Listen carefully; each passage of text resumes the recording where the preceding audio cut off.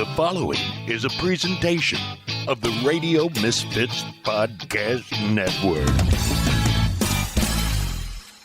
From the birthplace of modern winemaking, Sonoma, California, welcome to The Winemakers. Local experts Sam Couturi, Bart Hansen, and Brian Casey, along with host John Myers, invite you to listen in as they discuss all facets of winemaking. So sit back, pour yourself a glass, and let's hear what the guys have to say this week.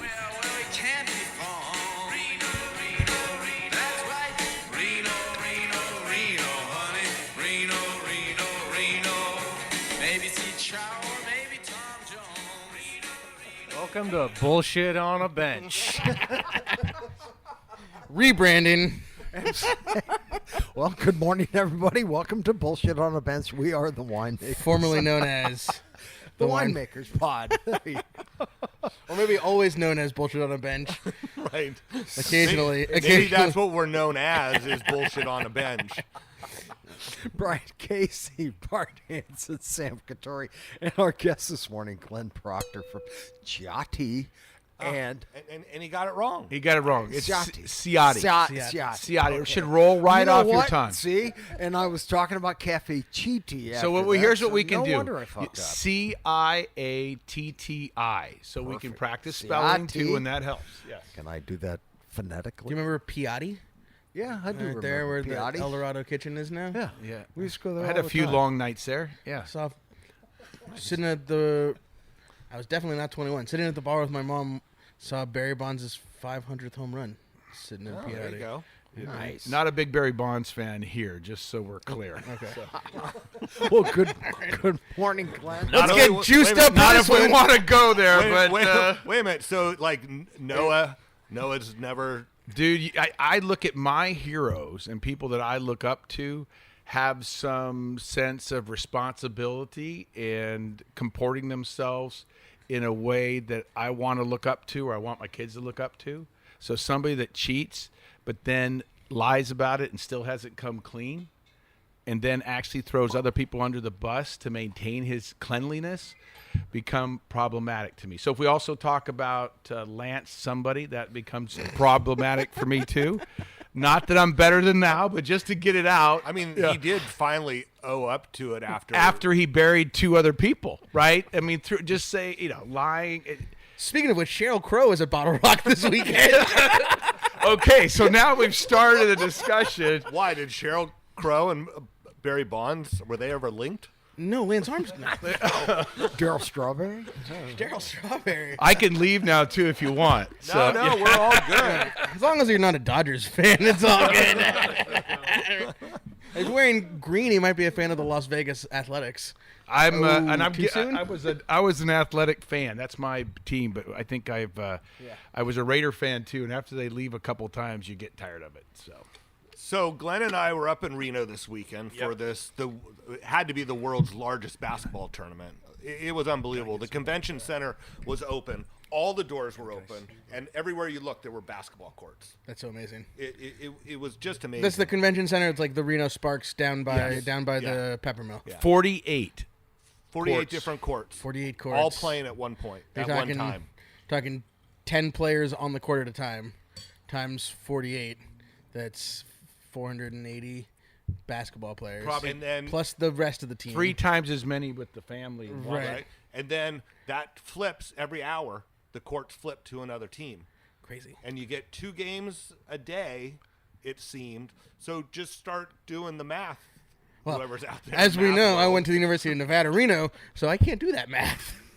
So and who's reffing all these? Because there's a problem getting refs, but I mean, with something that size. We had a problematic ref without a doubt. There was a couple of problems, but I think they had some local, and actually we were sitting with one of the groups that we thought did a pretty good job, but they were out of Oakland. So I think it's like refs for hire, because I just had a discussion with one of my partners on the way in. It's like finding officials, whether it's baseball or basketball, is getting harder, and probably parents and right. Well, because parents are so easy on those guys, they want to keep doing it, right? Yeah, I think that. Yeah, there's a whole bunch of discussions there we could go into. Right. But Reno was it was fun.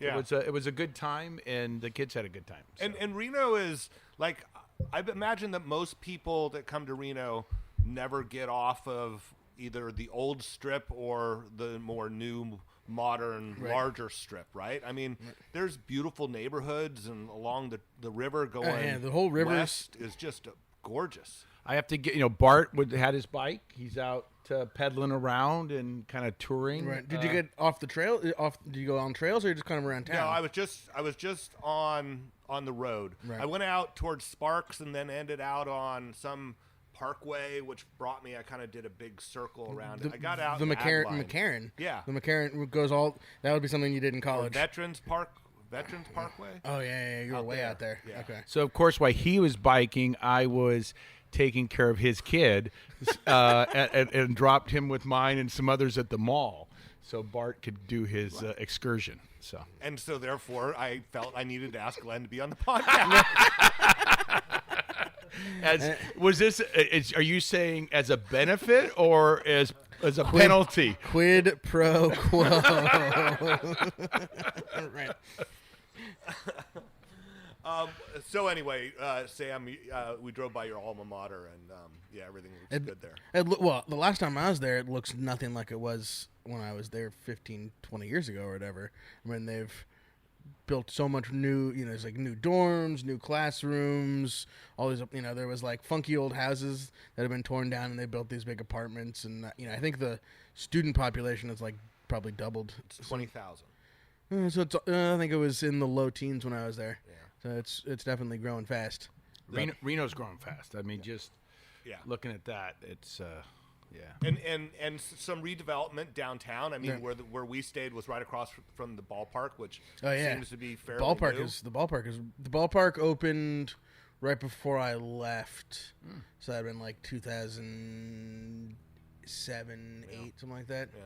We used to go there all the time. Yeah, cool. Good times. Cool. Good. There's real food happening now. Some wine shops, and it's definitely a whole different place. Well, and it's known as an up and coming city for people want to live places where there's a lot of outdoors. Right. Totally. Right. Which it's totally there. Right. So. Mountain biking, skiing, hiking the river, fishing, kayak, whatever. Yeah. The whole kayak park downtown. I don't know if you saw that whole There's it's a place. It's a cool place. So, Glenn, welcome to the show. Thank you for inviting me. Yeah. In some seriousness, I will say that. Yeah. So Glenn and I met a long time ago, probably before I worked at Benziger, or maybe just when I started working at Benziger. Glenn was an old Glen Ellen employee, but you grew up in Healdsburg, right? Yep. Went to Healdsburg High School. Yep. Class of 1981. 81, okay. And then, but your family had the vineyard. Yeah, so we've had.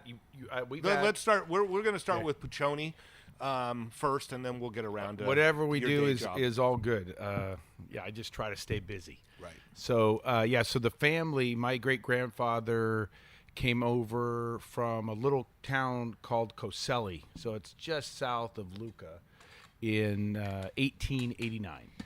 So he came out here. There's a good chance that anybody in Sonoma and Mendocino that has an I at the end of their name, I'm related to. Well, so I'm it's sitting next to you. So we probably And my great grandfather came from a little town outside of Lucca. I don't know exactly where, called Farniente, something like that.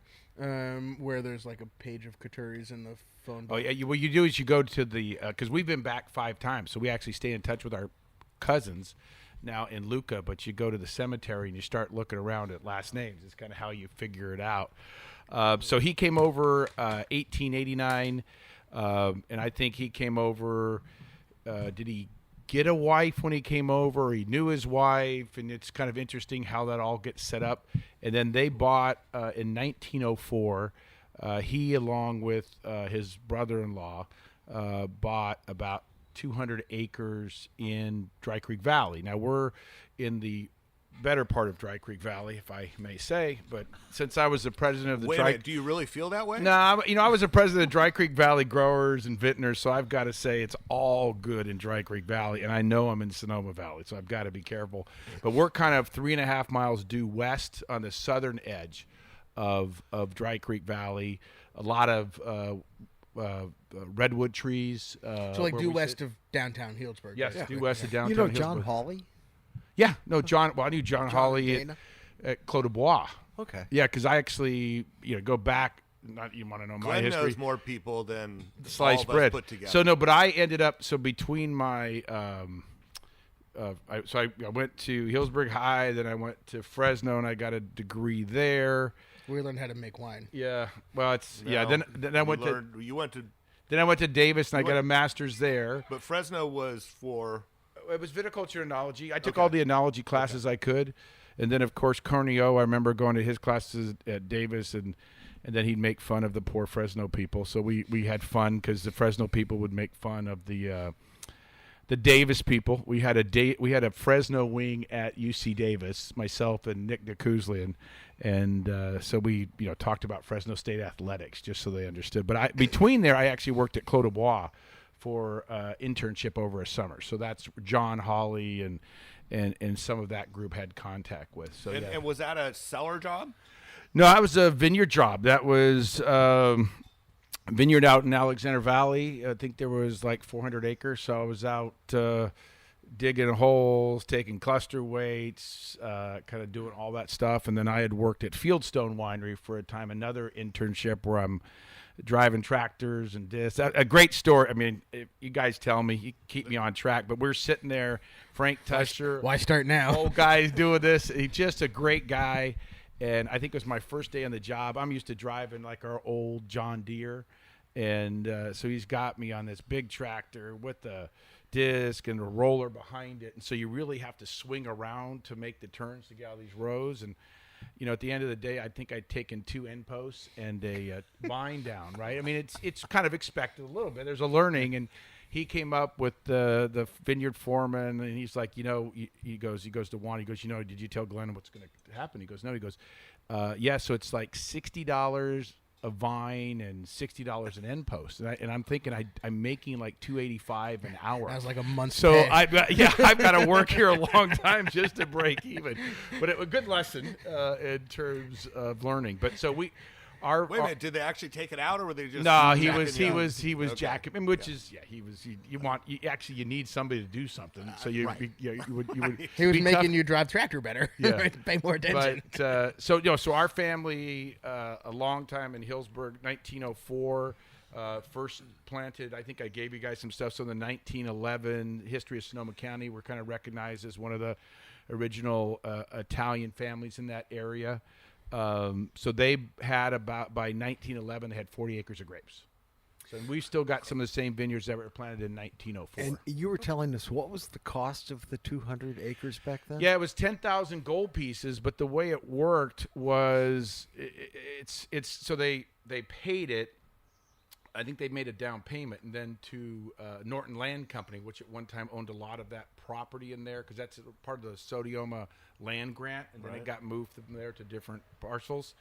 So our understanding is they kind of let the Italian family, they cleared everything, planted everything, and then at some point they said, now we are demanding our payment today. So the story was they had some relatives in San Francisco that were fairly well connected. So my great grandfather was able to go get the cash, because otherwise they would have put him in default and he would have lost the property.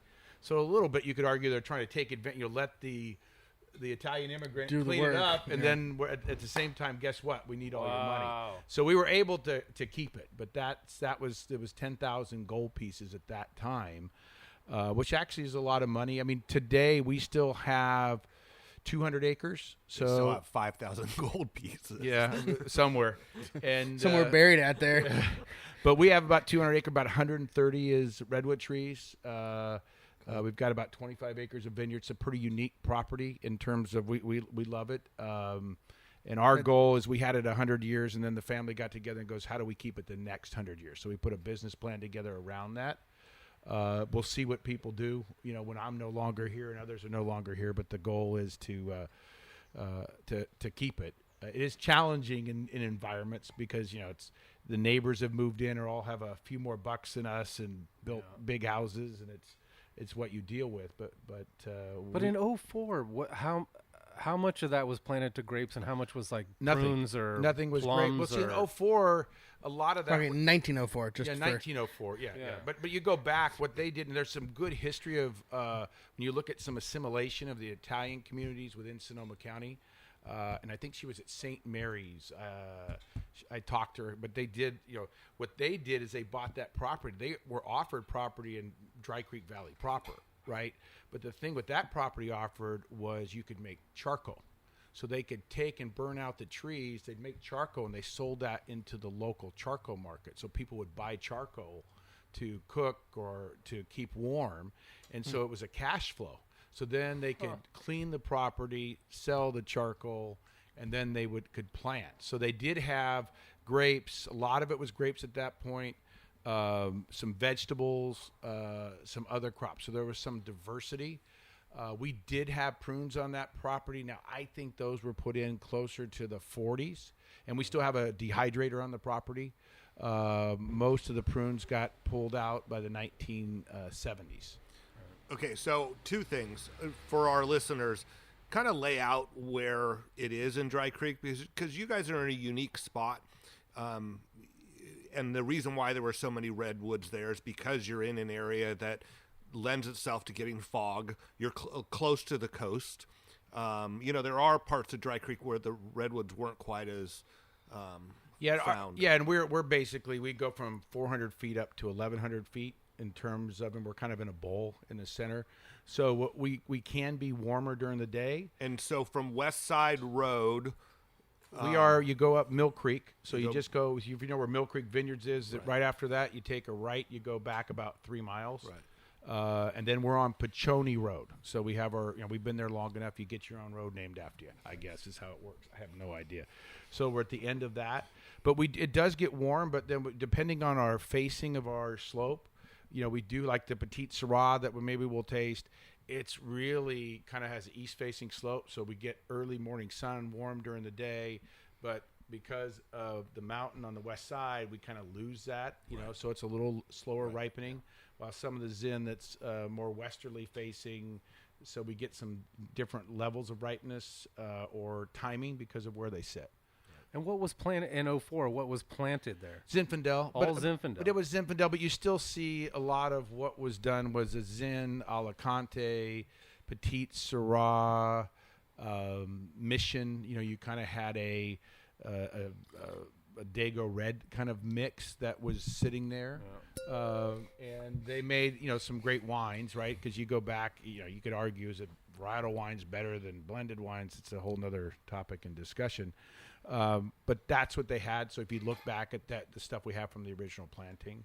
And at that time, where did you get material to plant a vineyard? Well, a lot of this you went probably to somebody you knew, and then you propagated it yourself. So everything we would do, my grandfather would do, he had a sand area, and we'd take St. George rootstock, which anybody can root. It's a great stock for that. And I remember he'd put it out there. Then he'd graft everything himself, get budwood at from neighbors. And then plant it that way. That's why we had some Napa Gamay there, Val de Guay, whatever you call it these days. And, I kept arguing with him because after I went to school a little bit and I'm saying, hey, we have leaf roll. And he goes, what do you mean we have leaf roll? Everybody's Val de Guay or Napa Gamay looks like this. Because it was all the budwood you had in. It all had the same virus. Right, it all looked the same. And, but damn stuff could go through 3 rains and not rot, and it hadn't tonnage, so it's a reason it was there. But I really look at it as when I was a kid, I worked there every weekend. I was there, and we worked, and it was just the most fun I've ever had, and it just I want to kind of maintain that for my kids. But it was a great upbringing. But my grandfather had experience. He had been doing it so long, so he'd sit there and look at the Napa Gamay and goes, okay, it rained, but now it's going to get right. And I would go back to talk to Ken Fugel saying at Fresno, and you start to figure, oh yeah, that's why from a scientific. But he had that knowledge. But the most fun we had, I think I don't know where I was, but I came back and. You think someone. He's tough. He had to do things the right way. And he's like, well, what variety of this is so much? So I'm looking at it, and it was not, it was before any variation or anything like that. So I'm like, I go through, well, is it Zin? Is it Alicante? Is it Petit? Is it, and then, is it, I must have named 40 varieties, right? And I said, he goes, no, we got it wrong. I said, how did I get it wrong? He goes, it's Petitcera. I said, no, I said Petite Syrah. He goes, it's not Petite Syrah, it's Petitcera. The other story we had with him is we'd be pruning with his friends, and I'd be sitting there pruning, and they would say, be nice to Glenn, because he would watch every cut. Am I making it so it's cutting right, so I'm not bleeding on the butt? I mean, he was a perfectionist, which is to some degree I've micromanager. Yeah. So, but that's kind of the history. We had Sam doesn't prune either, Glenn. Yeah. For the same reason. Oh no, I get it. I had an overseer, and I'm watching every cut. And I'm trying to be a little better with my kids. It's like I want them to appreciate it, but not to scare them away. We'll see how that all works. But we had a winery there from 1918 to 1934. So it was during Prohibition. I was actually interested. I was able to go get all the records. So we were investigated twice. We did have where some of the wine kept getting lost. It would go over the hill to what they called the chemist and would be distilled and then sold out that way. And then after Prohibition, actually for 3 years, they had the winery in place, and then they ended up closing it down at that point. So that's one of the sort of forgotten pieces of Prohibition in California is a lot of vineyards and wineries worked through Prohibition, making sacramental wine and medical doctor's orders kind of thing. And then when Prohibition ended and there was legal booze again, that's when a lot of the vineyards got pulled out and wineries closed because all of a sudden they didn't have the market anymore, right? Yeah, no, I think they just didn't at that point. And I've got some pictures of what the winery looked like, because I went back and got those records. But I think they had to put money into it, and they were looking at that going, it probably didn't make sense at that point. So we started making the wine again in 2003. So that was kind of one of my goals. Okay, so when they shut the winery and they had to start selling it, who did they sell it to? Like home winemakers? Did they contract with a winery at the time? Or historically, who have you guys sold to? Yeah, some of that's before my time now when you come to 1930s. And I know for a number of years, with Prohibition, they sold to local home winemakers, right? Because you can make your 200 gallons. And I still remember as a kid, we still have this 46 Dodge 1.5-ton flatbed truck. And we're driving it in the city. I think we're getting beans and alfalfa pellets for the sheep. And I'm with my grandfather, and I'm like, he knew exactly where to go in San Francisco. I'm going, this guy never gets out. How the hell does he know where to go? So I started asking him questions. He goes, oh, we used to deliver grapes. So they would pick them one day, and then they would drive into the city, deliver, right? And then they'd come back, pick the next, it was kind of like that. So he had supposedly John Campanelli that was a running back for UCLA. I mean, they sold it to their family locally for years. So he had those clients that did that. But then, historically, we sold a lot of fruit to Gallo, to Sagacio over the years. And I mean, we've sold it to everybody at some point. But that was kind of the play. It's a ag product. Awesome. You got to make it work. Right. So, Yeah, Sam, I don't see much sacramental wine being made, actually. How much do they actually consume in church? There's some that's consumed during the rituals, and then there's some that's consumed before and after, I would imagine. He's braver than me. That was, my great-grandparents were getting grapes from the Italian Swiss colony in Asti, so basically just north, up 101 from where these guys are, and doing the same thing. 200 gallons per person per household, right? I mean, you find as many ways around those rules as possible. Yeah, and that's how these family legacies of winemaking and grape growing that went back to Italy carried on through Prohibition and post-Prohibition was, these home winemaking and getting grapes up in the north end of Sonoma County and putting them on trucks and delivering them all over San Francisco. And my great-grandfather worked at Italian Swiss Colony in the early days. So, my great-grandmother immigrated as an indentured servant to the Italian colony. We might be related again. We're probably going to go back we in do a little history. 23andMe or something here. No, I mean, I'm 7% Zinfandel, so we're definitely related. I'm probably 5%. No, but it is interesting. So people go, your name is Proctor, right? And I go, well, it's Puccioni, Ghilarducci, Rossetti, and Proctor. So You get Ghilarducci too. yeah, Okay. Yeah. So so I've got a lot of relatives in the Mendocino side. Yeah, too, so totally. we keep it all good. So, Glenn, earlier we were discussing your wine label a little bit, and Brian and John were a little concerned. But I want to let you set the record straight. This all has to do with the way your grandfather and great grandfather farmed. So if you could. Well, it's It's a kick-ass label. An extreme danger to horses. Well, the interesting, I got to say, my partners in the Ciatti Company were.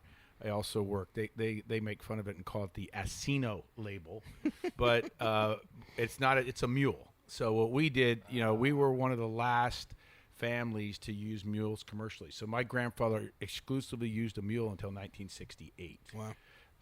And somewhere on one of those pictures I had, you'll see a picture of me in the mid 60s behind the mule with my grandfather. This one? Yeah. So we still have that. They still have the plow. Prince, the last mule, passed away in '68. My uncle Prince. Prince. And my uncle was always. I tell that story. I did it at Zap one year, and he's like, "People are going to think we killed the mule. We overworked it." I go, "No. At some point, the mule passed away." And then we actually, grandfather started using a tractor. But the story is, he still felt the plow was better than the disc in terms of the quality, in terms of growing. And so for a while there, and I was probably, 10 years old, 9 years old. There was no labor laws at that point. And so I'd have the old Johnny Pop, John Deere crawler, one of the MCs. And he'd put me, I'd have it. I'd go down the road. It's just got the two clutches, right? So it's pretty easy. And then he had the plow. I was almost a mule. So he put the single plow behind the tractor. We'd go to the end of the row. It's on the flatter parts because it's pretty steep. So it wasn't on and then basically he'd run over and help me turn it. But, he was stubborn, like the mule. But the story, so that's why. We used a mule until that point. So that's kind of what we came up with. But we just changed labels. We can talk about that. But the old day we had this, kicking mule. Part of it was so you can see Puccioni with 2 C's in pronunciation. But we've had people, it's a jackass. Is it a horse? Is it a cow? I don't know. So Brian was concerned he was falling over. Yeah. And so we've kind of taken it off. And the other thing that's interesting, the wine business is so much about perception and what people think and what they think now. And I sometimes it tires me, but we're trying to stay true to who we are. But it's a critter label, right? And I said, no, but that was all. But see, the critter label stuff was all about trying to capture something at the time. No, we've been doing this thing over 120 years. It's a little different. No, it's not a critter label. But some of the distributors and retail accounts, that was their criticism. Right. So it's just interesting. Yeah. What's his name? right, exactly. I cleaned the fifth. Yeah. So we're opening up. We got the 2017. Oh, I poured 18. 2018 Zinfandel. Yeah. And so this is field blend, Glenn. So as you guys have gone through and replanted, have you always replanted with Zin? Or have you tried to mix it up a little bit? It's become mostly Zin. So what we do here is the old block that we have, most of the because it's interesting. When we go back 15 years ago, 20 years ago, when I started farming it was a lot of Napa Gamay mixed into the Zin, right? Because at that point, and it was true of a lot of vineyards in the area, because guess why? You're selling it to probably a larger producer at the time. You go back 30 years ago, and Napa Gamay had got tonnage. Right, fill some bins. Yeah, so first thing we did is we cut all those out and put back in Zin. So it's got a little Alicante, it's got a little Petite Syrah in that. And then also what we did is we blended with about 15% Petite Syrah in a block that we planted called Wild Bull, because it's where the bulls would fight when we had cows. So we like the Petite, adds a little body to it, middle to it. And historically, that's kind of the way it was done. But we tend to ferment separately and then blend in. I mean, the one thing what we did is some of the field blending. Like I then planted Alicante separately when we did the replanting in the early 2000s, and Petite Syrah, just so we could farm it uniquely in terms of thinning. So we still have the components. I can still, co-ferment, or I can blend after, but it's a little more control. The modern field blend. Yeah, but but I think we try to do. I go back. We try to do what was done. I really think sometimes we think we're smarter than we are. Oh my God, I found this out and I know what I'm doing. And you know what? I look at what my grandfather did, and they were pretty damn smart. I mean, these people, they knew what they were doing. So we try to honor what was done and then try to maybe add to it with what we know.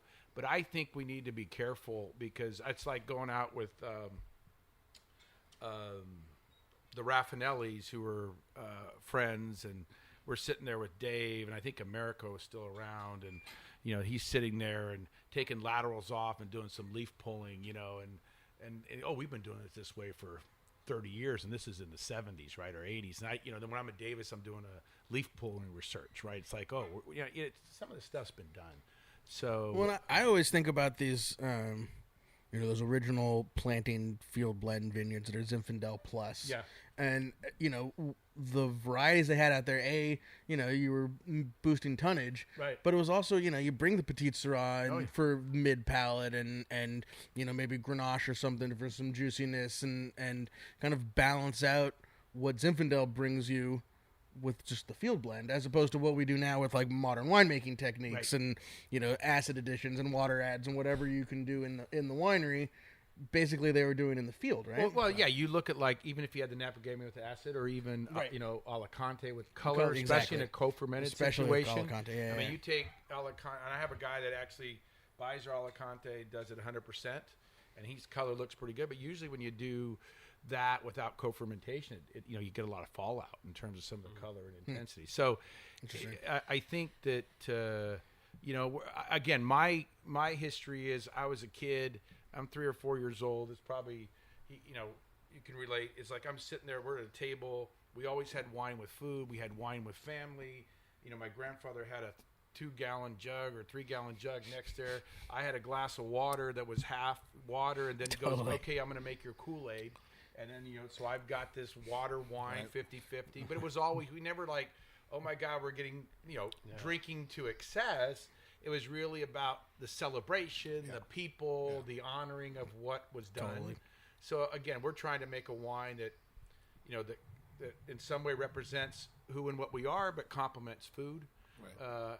And that's why I love Zinfandel so much. I just think Zinfandel is just a great food wine. I have found that discussion happening more and more recently, where people used to just say, "Oh, Zinfandel with like barbecue or something," but I think I've heard more and more people talk recently about Zinfandel being on wine lists at nicer restaurants and actually being a great food wine with a wide array of different foods that are on the menu, and I don't see why it's never been in that conversation. I truly believe that there was a time period where Zinfandel went a little too far. It did, and the growth of the and I'm going to throw Lodi out there, and I don't mean this disrespectfully, but there's a whole bunch of acres and a whole bunch of tons, and so therefore a whole bunch of gallons that was just overripe pop soda, and that kind of took away from Zinfandel's shine in the first place. Yeah, and I think we all. I mean,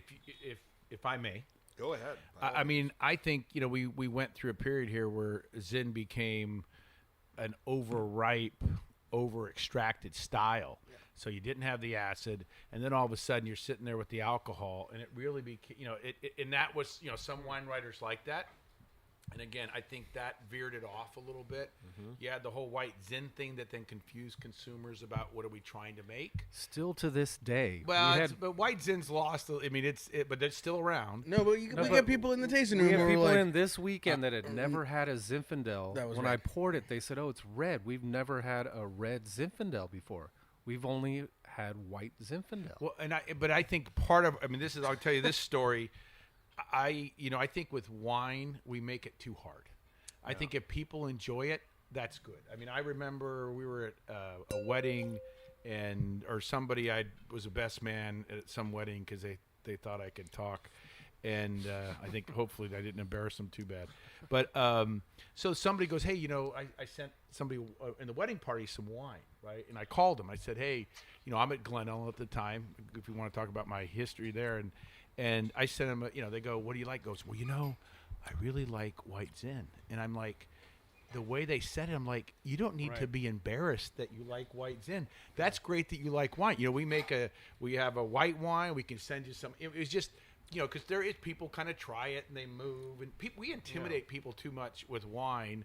We did a Josh Weston. This was in Glen Ellen. Red wine. We would do Wine Without an Attitude. We wrote a book that had at Glen Ellen. Then we took it on the road. And it was all about, like, your burger. What do you like on your burger? It's what do you like with your wine? Don't be so intimidated. Get what you like. Yeah. And then go from there as you experiment. And shout out White Zinfandel. Yeah. Vineyards like yours stayed in place. Exist because of White Zinfandel. Well, as you look at that White Zinfandel, a lot of that was coming from the North Coast. You look at, like, Mendocino County. Totally. You look at Sonoma County. Those vineyards are still here. It's an excellent point. Yeah. They made it through. Because you add a few more tons, you don't make as much, but you can keep them going. Yeah. So, but no, I'm biased to Zin. I just think it's a great wine. And, this is a great one, by the way. Yeah. This is great. Delicious. Totally. This is drinking better than the one we had the other day. Tastes delicious. Yeah. So, Glenn, maybe there's a good chance to talk a little bit about your position at Glen Ellen, because you were there kind of early on, just certainly during the big growth period, correct? Mm-hmm. I started there. I'm sorry, I was going to say, Bart, just explain Glen Ellen Winery, because a lot of like we grew up here, we would see it in like the drugstore and in sitting on the little bottles on the airplane. No, That's what I remember. I'll go there. All 750s, 2 for $7. But let Glenn talk about it. But damn right, because it was consumed by a lot of people. It was a great success story. So I started in '87. So I think we were 150,000 cases doing everything up at Glen Ellen. Okay, remember that. Okay. 87, they were 150,000. Yeah, I mean, maybe it was 2. I've got a lot of Bruno stories, Mike stories, Bruce Rector. I probably can't say them. Yeah. But Joey stories. There's a whole bunch there. And maybe we don't want to go there. 150,000 cases of wine and 150 cases of tequila a year. Yeah, there was. I mean, that was called the work hard, play hard. I mean, you had to be able to work, but then I hate to say it, different time. With what you could do and not do. So I'll leave that there. But we were growing fast, and so myself, Mark Birmingham, and Charlie Sigalettis were really the first 3 non-family members. Yeah, I almost got Charlie here today. I was texting him last night, but he's best man my way. We're still very close. But so we were like the first non-family guys kind of brought in, and we were out buying grapes, blending wines. A lot of that they were doing on the bulk market. But what they realized is, hey, when it first started out, when they were growing, this 2 for $7, the Glen Ellen they pushed out there, found distributors. It started growing, and like, hey, you better take it because it really is taking off. But we could get 100 wines at our blending table, and we could choose 10% of that. I mean, the world was your oyster. You could get price, you could get quality. As we found that our brand, it was growing so fast, then we had to go out and buy grapes. So then, because we were limited, all of a sudden there's 10 samples and I need all 10. Well, it limits what you can do. So we grew with Glen Ellen, and then we started MG Vallejo, and that was kind of started with Val, around, and that was kind of started because went back to those distributors that didn't take Glen Ellen the first time and go, hey, don't be a fool. You missed it the first time around. Look at MG Vallejo and the second time around. So when we sold, MG Vallejo was out of the Glen Ellen Benziger world also. Yes, yeah, and that was so you go back when we sold to Healdsburg, we were 4 million cases. And what year was that? 1993. So it was like don't 6 years from 150,000 cases to 3-4 million cases. It was a great time. I mean, it was dynamic. And this is like you're fresh out of college, basically. Yeah. Well, I mean, I got out of Davis. I wanted to be a farm advisor. That was my whole thing. And then I'll tell you the story if you want to hear it. But I'm sitting there, and it's just at the time they had the hiring freeze in the state. I'd got my master's, and they said we really want you here, but we can't open it up, and then I sent a letter to Benziger, and they said, oh, we're not looking for anybody right now. I said, that's fine. And then I got a job offer at Clos du Bois to be run the vineyards, there and start to work there. So then all of a sudden I get a call from Bruce Rector, and I go, dude, he goes, hey, we want to bring you in for an interview. I go, I just got a letter 3 days ago that said you're not looking for anybody. Well, we're looking for somebody now. And so I said, okay. So I knew Bruce Rector and Blake and Clark growing up. Yes, yeah. But I knew that he worked at Benziger. What was his position there? Well, Bruce was kind of master blender, right? He was the master blender. He came back, and it was interesting. Hopefully, Bruce and I always, I've talked to Bruce about coming on the show. No, and he would actually be good. He would pimp his product for a while, but he'd be good. That's what we're here for. Yeah. I think though that what the great thing was in that history is you had Mike Benziger that was driven, focused, to some degree a taskmaster, and then you had Bruce who was this creative force. And Bruce, both of them by themselves individually were not as successful as a synergy when they came together. So Bruce would sit there on the creative side. Mike's like focusing that energy. And I really think, and then you had kind of Bruno managing this distribution end. So all that came together. But he was basically the director of supply on that side. And so that's where myself and Charlie, I started working on the vineyard side, all the supply. Charlie came in with the blending. And then Bruno was there for the motivational speech. As Bruce told us one time, he goes, Glenn, because he was a partner, he goes, we can't run out of grapes. Because Bruno said, if I run out of grapes, then he's going to plant me ass up in the ground and see how many grow out of that. So we had kind of a target of what we were trying to do. But I mean, I have nothing but the love, respect for the family, the partners. Mark Sternetta was part of that. It was a great experience.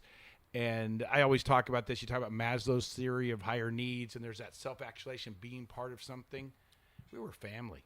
Yeah. I mean, and it was just, I couldn't replace it, and it was just the best decision I made to go there instead of Clos du Bois. I ended up getting a guy at Clos du Bois, Steve Smith, that ended up running the vineyards. I mean, he still owes me some money for that finder's fee, but it was a great experience.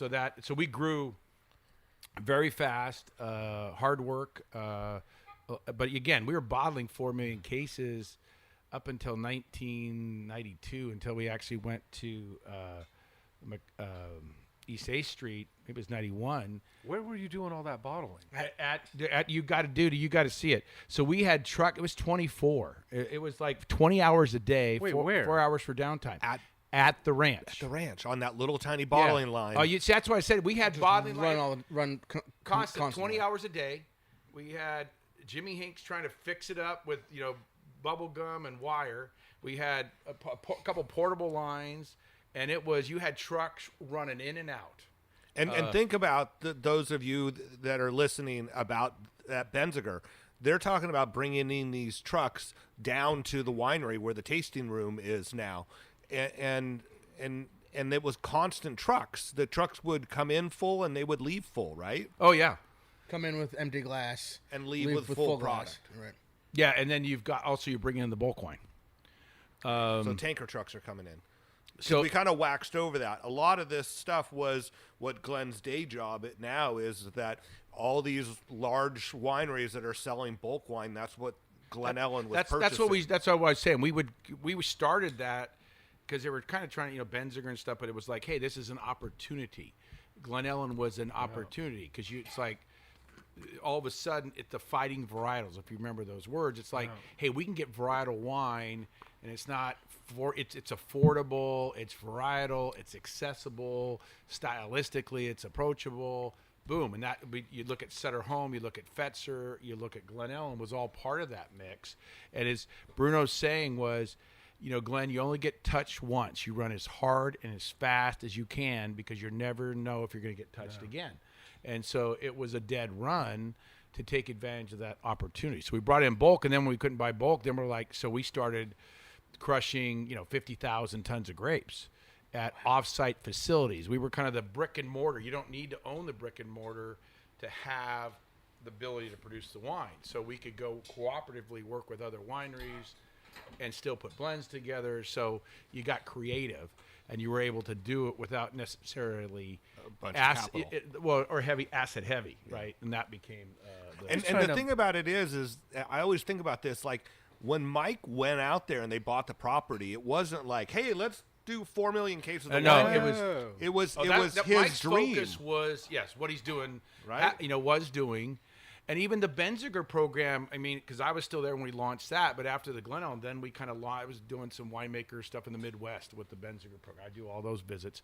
But we kind of relaunched that with that. But, yeah, I think it was an opportunity that happened. And they said, you know what? Here we go. So, but then when they sold the brand to Healdsburg, the opportunity was better with me to end up going to Healdsburg. But I still remember walking that with Mike. I said, you can't sell this fucking ranch. This is my ranch. Because I was running all vineyards, the ranch, all supply, and it was. I felt like, he was selling something that I owned. That's how invested you were. You were in the family, and that's what they want. To be honest, that was their success. Yeah. And again, they've always supported me to this day. That family and group, and if I ever needed anything, but did they buy any wine? From where? From you. Actually, I get every once in a while. Mike sends me. I get a picture, him holding some Glenelg wine. So yes, he does. He might be the only one, but yeah, no. But when I started this brand in 2003, and I had been working. So I worked at Diageo like 12 years.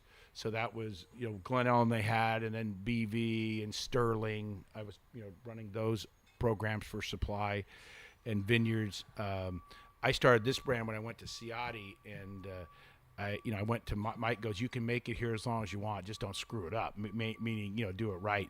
And that was great. That's kind of where Bart and I really got close together. But the deal was, it was just so fun because I'd go up there and Mike and I would just catch up and crush it and make it, and so he really got me started in terms of doing this. On the back of your card. And Glenn would leave, and Mike go, whatever he said to do, this is what I want. Yeah, well, no, he stabbed me in the back because, that's the whole. And Bart probably has told these stories, but you had that the family again. They're successful, but there's a little bit of competitiveness. So it's like, I want the best barrel, I want the best tank. So Mike's like, we'll take care of you, and then I know when I came back the next day, I'm like, okay, what did I lose? Right. Mike would say anything you want, Glenn, and then negotiations would have to happen. Yeah. Well, Mike's a character. He's a great guy, man. On the back of your card, you go from the U.S. to France, Chile, Argentina, Australia, Canada, South Africa, and Germany. That's the other company. So okay. This is what I do. I do a couple things. So we've got the Puccioni Ranch, which my sister and cousin and I own. So I take care of that. I've got the Puccioni Vineyards wine brand, which my wife and I own. It's pretty small. And then for my day job, I'm a partner, one of the owners at the Ciatti Company. So we are a global wine, global wine and grape broker. So we work between buyers and sellers with bulk wine, grapes, processing, storage. We also do other great products, concentrates. So when wineries want to make Grenache from Spain and they want to make the wine over there and they want to ship it to St. Helena to be bottled, that's something you guys help happen? Yeah, we try. Again, we've been doing this. So Ciatti, or the early remnants of it, have been in business 52 years. So I started in the city, San Francisco, kind of moved into Marin County, and we were in Mill Valley, Santa Fe, and now basically the headquarters are in Novato. This is a good chance to talk about this, and I know Sam probably has a bunch of questions. Well, my question basically is, sorry to interrupt you, Bart, but on brand. So Ciatti 50 plus years, was that you work through Ciatti and other groups like that in the Glen Ellen days to source all that? Is that kind of like it seems like there's a through line between what you're doing there to what you do. I mean, if you want, now, right? Yeah. Hopefully nobody listens to this. So, but because you tell only a few thousand a week. Don't worry about it. No, but I think it was an interesting decision because after I left Diageo at the time, Hugh Blind became Diageo, which is very large spirits company, but they were kind of slowly getting out of the wine business, and so I had kind of was recruited by Gallo, which is a great company, and then Ciatti talked to me, but I had we'd been a large client of Ciatti. I always felt, just to get a little plug in, they were the best broker out there and still are, and so I kind of had an opportunity to, and I remember doing these HR, like, what's your future? What do you want to do 5 years and 10 years? And I always said I wanted to own my own company. So it gave me a chance with Ciatti to join that. But it was something completely different than I had done because I'd been in production. Right. So even though I'd worked with brokers, I hadn't been the broker, quote unquote, used car salesman, as some people tend to call us, that at that point, I just want to get it out here before it's okay. Everything's open. But I said, this is it was. I remember I called Bruce. I called actually really Mike, who's always been my mentor, and said, and it was interesting because, well, you've done this a long time. This gives you a chance to do something completely different that you really weren't as comfortable with, even I knew. So I was known to Ciatti because of, just to be clear, I'd been offered a job earlier by the other competing wine broker, and I said I'd never worked there. So I fill in the blanks. Yeah. So do some Googling. You can figure it out on your own. But no, it's all fun. But I think that there was a connection, but that was an opportunity for me to actually, in some way be part of an ownership group and have some control. Because you got to remember, I'd worked at, Glen Ellen, which was family, and then I'd worked at Diageo, which is big company. And so this was a new experience. So that was kind of the way that worked out. And it's, I've been there, I think, over 20 years now. So I've had 2 jobs, basically. Great. What do you get out of Germany? Is it all Rieslings? Well, Germany it's a couple things. So, we do local brokerage, but then we also do international. So we can do local things. So it's a lot of Riesling. But you got to remember, a lot of what happens in Germany is there's a lot of bottling companies that are there that are doing private brands. So you'll have those companies will ship in wine, maybe it's Chilean wine or whatever. It comes in there, it's bottled, and then sold into the UK. Because usually you can get better rates in terms of the bottling in the German market. So the reason why I wanted him to get into this a little bit is because it's to show everybody, like, what a crazy business that we're all in here, right? Like, just what he explained there. Well, and we've done 280 some odd episodes. Most of them are people who buy some grapes or grow some grapes, and then make it into wine, and they put it into bottles, and then they sell it to stores and customers and tasting rooms and fingers crossed, wine clubs, whatever. Most of the wine in the world is this other format, right? There's this other sort of business model that we don't really talk about on the show because that's not, the little small like side project winemakers and things that we've had, but that's the lion's share of this business is moving big amounts of wine internationally, nationally, from where it's made to where it's bottled and then where it gets sold, right? Yeah, I mean, there's a lot of wine made in the world, a lot of wine made here. I mean, we crush last year, 3.34 million tons, right, in the state of California, and that was down. Yeah, it's right? down from 18, right? Right. I mean, it was, and again, we can talk about that if you want to talk about the market as we go forward. And I gave you guys a copy. I mean, this is even self-promotion, but at Ciatti we do a monthly California report, and we do a global report on the wine business, which is free and available on our website, and you can apply for free. But I think have it all on the website, right? But I think the deal is it's a big marketplace out there, and so we try to, in our business, we work with everybody, and part of that is, you tend to know who's who. But it's really relationship based, and I think that's what's so interesting, and what I love this business still. In many ways, it's still about people, and it's appreciating people, listening to people, doing business with people.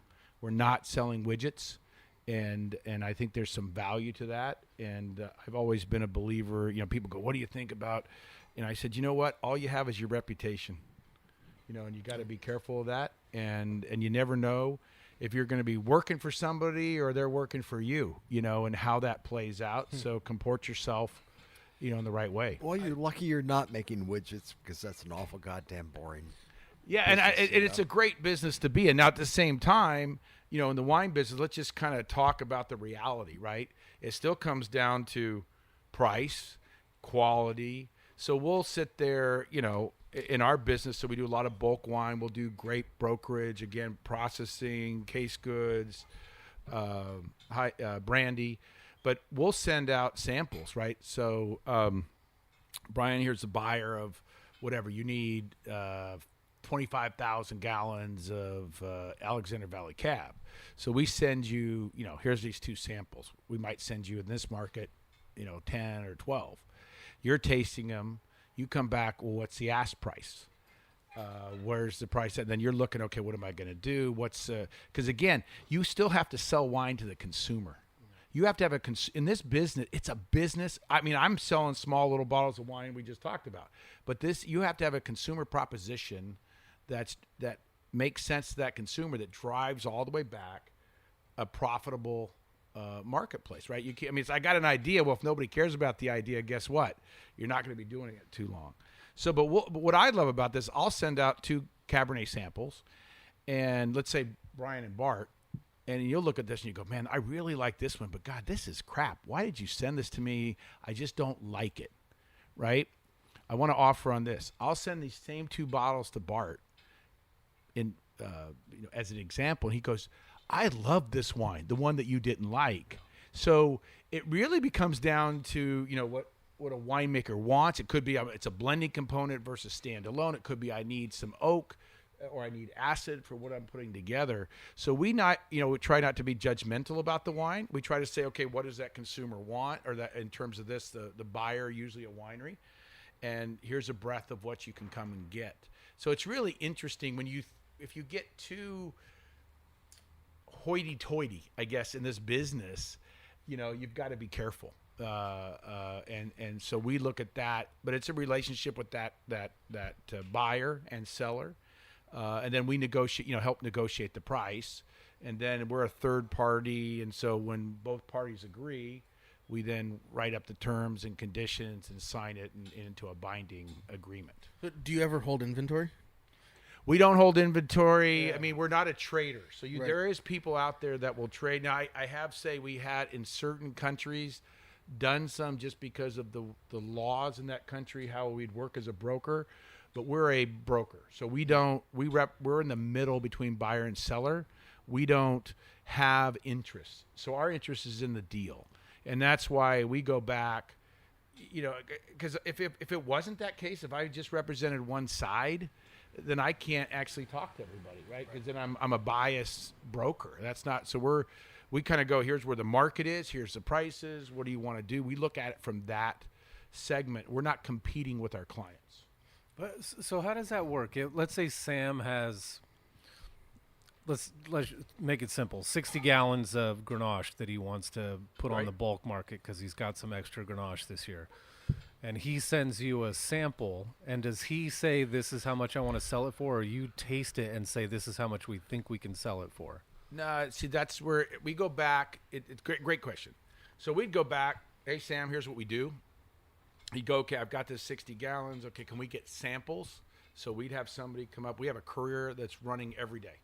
And we probably spend too much on UPS and other delivery services. Everybody spends too much on UPS. But Especially these days. so we'll come out, get the samples. We'll start talking, hey, we need a case of this, bottled.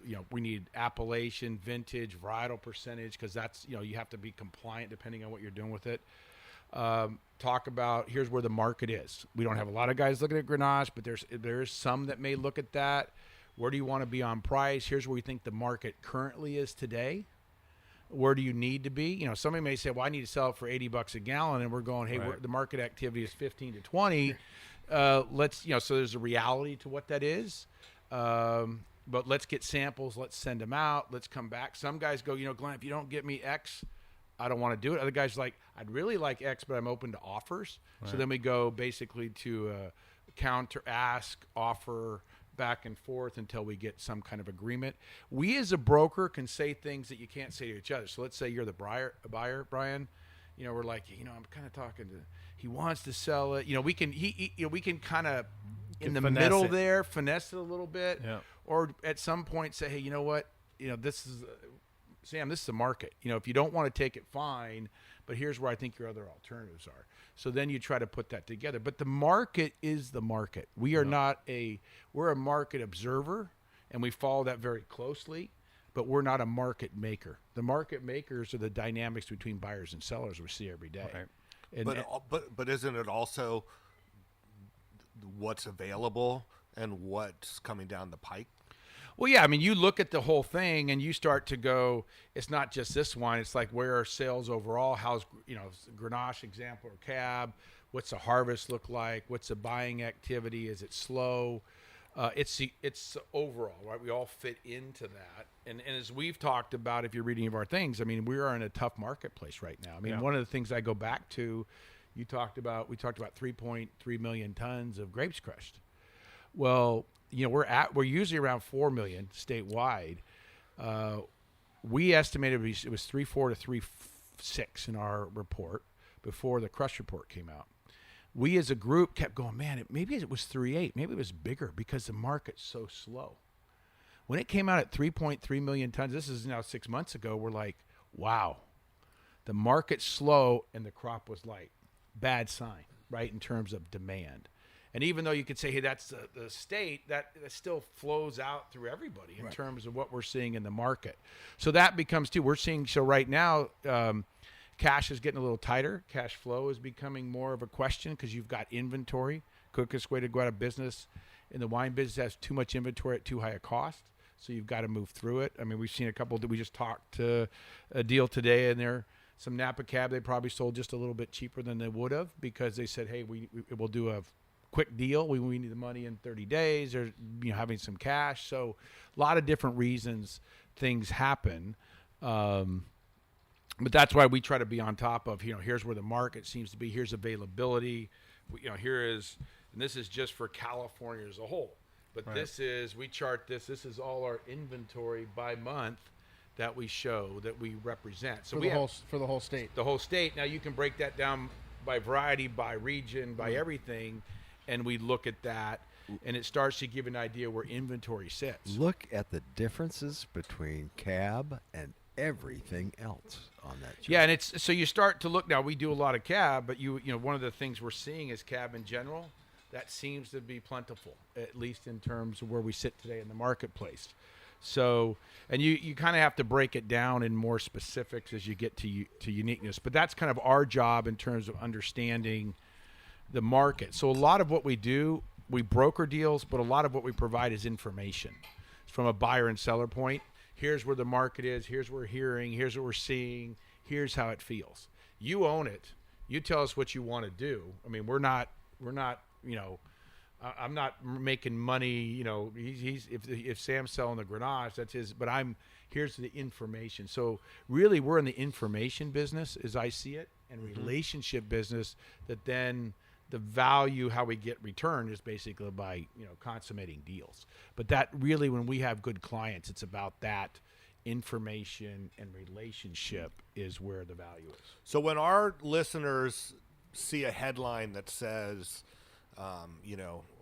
oversupply of grapes means prices will be down, or they hear it's a heavy crop or a light crop, and they hear it's a light crop and they think prices are going up. And can you kind of talk through that a little bit, at least with your experience? It's a supply-demand business, right? So you could have a light crop, but if the demand isn't growing, and that's a little bit what we're seeing overall, both globally and in California, we've had... Wait, sorry, say that. So the demand for actual wine sales you think has? So I think it's decreased? yeah. You go back, you had it really start in 18, and then we had a little blip here as we then it kind of went down as we're going into COVID. Then as COVID kind of came, you saw a little bit of a blip, especially supermarket shelves.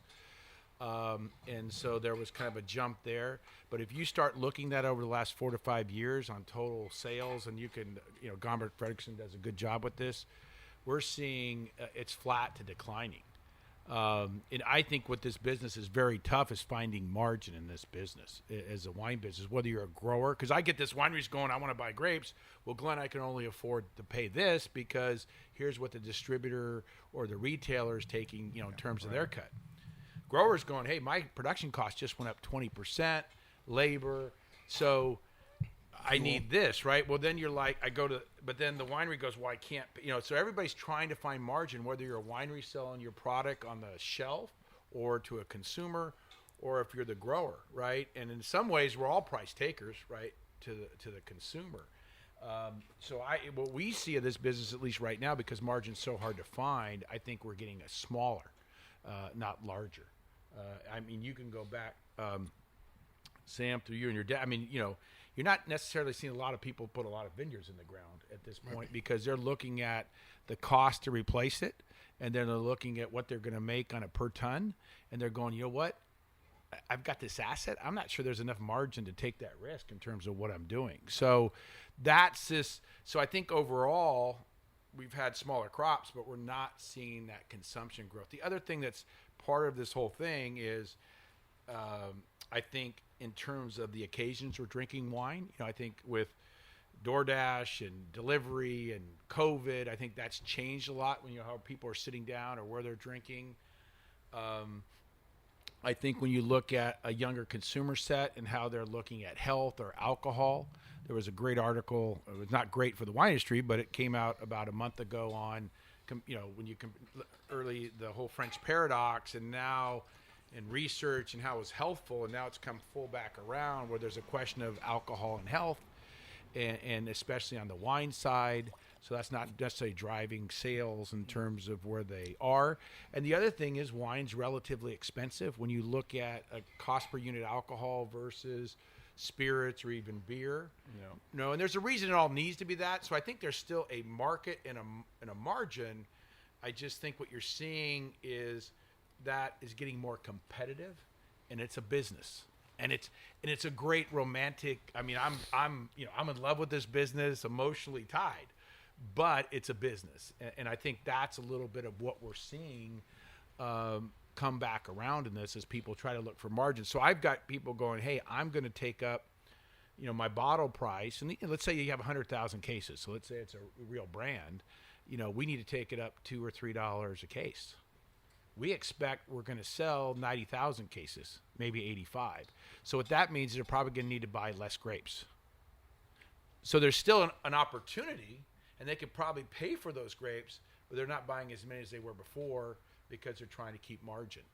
Hence those blue lines on that chart keep going up, right? That Cabernet, there's more and more of it on the bulk market because they're, instead of 100,000 cases, people are making 85 and selling it for $5 more. I think it's a little bit of that. I think the other thing that's here, I'm on the Wine Grape Commission. I was chairman for a while for Sonoma County and whatever that means. But I think I love Sonoma County, but it's hard right now because some brands are. So you've got a choice. So I've got this, Sonoma County Cab, and I'm selling this 100,000 cases.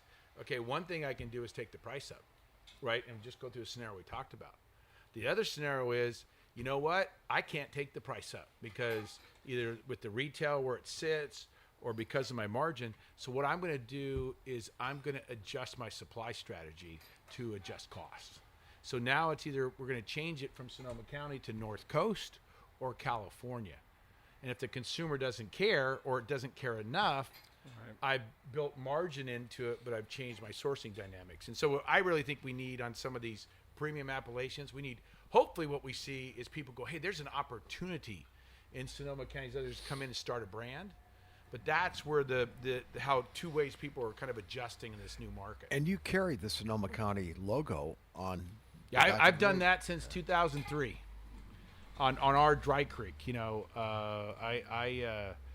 our little brand, we could just had Dry Creek, but it's Sonoma County. I remember the Klein. Why am I going? Tom, right at Rodney Strong. Rodney Strong, real smart guy, and I remember and I think it was at the Wine Institute. I was on the Wine Institute board for a while, but he was like, he goes, we have at that point Alexander Valley, but when I start a conversation with the distributor, I say we're in California because we're in Sonoma County. There's value right in that whole pyramid of your supply as it shrinks down, right? We're not in South, Africa or Australia, but so you start that process. So I think it's important that we promote. I had the 17 Petitser. Yeah, Petitser. Petitser. So let's talk about that a little bit. So we're It's going back to fantastic, by the Puccioni, I think, just so you know. I know. I mean, we could talk. No, I mean, We could talk. I have so many questions about the bulk wine trends and stuff like. But let's talk about. And I'm fine either way. Let's sell some Puccioni here. We're good. Yeah. Let's find you some margins. Well, People the are gonna go on your nice website thing and buy about some it is wine. it's good to have family because a lot of the Puccioni family likes buying Puccioni wine. there you So go. thank you so much if you're listening to this. We appreciate it. So this is a Petite Syrah, this Wild Bull. It's about 95% Petite. I throw a little Zinfandel in there, about 5%. It's still got a lot of acid to it for a 2017, but I think I think Petite really is a noble grape, and it can make a noble wine. I think it's kind of got beaten up a little bit too much. If you really can work on kind of the extraction, balance out that acid, and kind of control the tannins a little bit with, what we try to do is we get it down to kind of 10 bricks and just stop touching it, right? So we're not getting that extraction with higher alcohol. It's hard for me to press off and finish because, I got one tank. So But so I really like it. It's always been a varietal that I've think competes with some of the Bordeaux reds out there in terms of what it can offer. So statement. yeah. And I mean, that's me. I mean, nobody has to agree, but I think that it's got kind of that that blueberry. It's got some spice. That acid holds up. I think it again, they can be aggressive. It can be astringent and tannic, and that I think is where we've had some of those wines, and that turns consumers off. But that's my take. So that's what we're trying to make again, a food wine. I think with the acid's really important with the Petite, and try to tone down some of the. But you can see we're it's throwing some stuff. So yeah, I got ahead of myself and poured the 21 Petite. So just I have not tried the 21s at all. Okay. So this is How long ago were the 21s? About 2.5 months ago. So I'm smart enough because I did that one time where I tasted it a couple of days after I bottled it, and I'm like, oh my god, my world's over. What did we do? I haven't tried it yet, but I figured why not do it amongst It's probably coming out of bottles. shop. Yeah, bottle well, shop right what now. I was going to say about this is that it definitely has that beautiful fruit. The acid is there, but on both wines, Glenn, compliments because the tannins are in check on both of them. So whatever you're doing, it seems like it's going the right way. And a lot of the Petite, because we talked about where it sits with this east-facing slope, and it's we lose a little bit of sun in the afternoon. We're picking this at 23.5, 23.8. It's not 26. Some people would like it at 26, but that's kind of where we like it. So, Well, speaking of that, how much Petite Syrah do you see sold on the bulk market that goes to Napa cab producers? Well, I mean, again, there is blending going on. A lot of the Napa cabs, which they're very nice. A lot of that, they like to go to Lake County for some Lake County cabs. Is that if you've got that, percentage to play with. We do see more Petite Syrah. Petite Syrah, to me, when you get to a bigger market, besides the varietal side, when we look at in the bulk and grape market a little bit, there's qualitative enhancers and quantitative enhancers, right? So let's say you're putting together a Sonoma County cab, and you need a certain price. Well, you know what, Sonoma County, I can do 15%, you may put Lodi something and this or that, make it 85% cap, and the rest is got quality, but you're controlling costs, right? Because you're trying to get that cost to where you need it to be and still make, I mean, this is a reality of the world we live in, right? Make that, so I've got that. Now, it doesn't mean it's worse or better. It could be better, right? Depending on who's blending it and how they're put it together. What we see a lot with Petite on the bulk side, it's usually a little more expensive in general, like Lodi Petite or something, but people add it because it's got a qualitative enhancer. It adds middle, it adds color, it adds some intensity. So I think that's why you go back in the last 6-8 years, we've seen more acres of Petite come into the ground. The other thing is the red blends. When you start looking at red blends, that some programs have had, Petite's a big component of that. I don't think when you look at Petite varietal cells, and even, if you look at the Gomberg numbers I think I just looked at this the other day, a little depressed, but because I make a Zin, but I think Zin's down like 8 or 10%, in terms of varietal Zin. So as far as sale, what do you mean? Down volume made. Yeah. Right, yeah. So you've got, it's again what people are drinking, but yeah, Petite is used as a blender, I think, but it's more of we see a lot of people like it because of the quality that it adds to it. Sure. It has a lot of value there. Yeah. Where I have other people that, hey, I just need it, and I need some wine to put in here. I need a white wine that's X price or whatever because I've got to make it work. Yeah. And talk about, sorry, I'm so fascinated by the bulk market because it's something we don't normally get a chance to talk about. Yeah. What are the most popular things that people are looking for in the bulk market? So obviously we see the blue line is the cab from Napa. Yeah, right? and if you guys, when you're real bored, you can look at that California report. But it helps you go to sleep at night. But it keeps you up at night. Yeah, kind of depending on that is a problem. I mean, Right. we met with a client last week, and and a good client, and I think that I came back and visited them a couple days later, and they go, "Don't talk to us because we're still a little depressed from the last visit because we gave them a market update. Here's the reality. I mean, you got to be.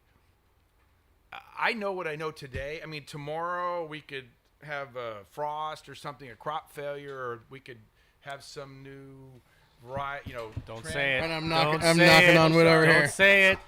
I'm not going there, but what I'm getting at is something could change tomorrow. I know what I know today, but our job is to tell you what we believe to be the truth, right? We're not going to sit there and go.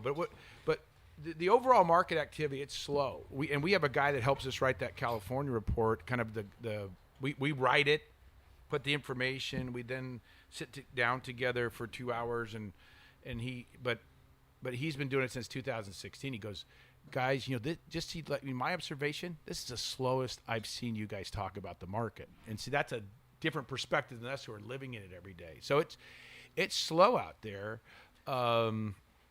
The things that are moving, Napa Cab on the bulk side continues to move. Maybe you could argue it's strong, but not as strong as it was a couple months ago. We're seeing the prices maybe lower a little bit, and some of the buyers, not as many.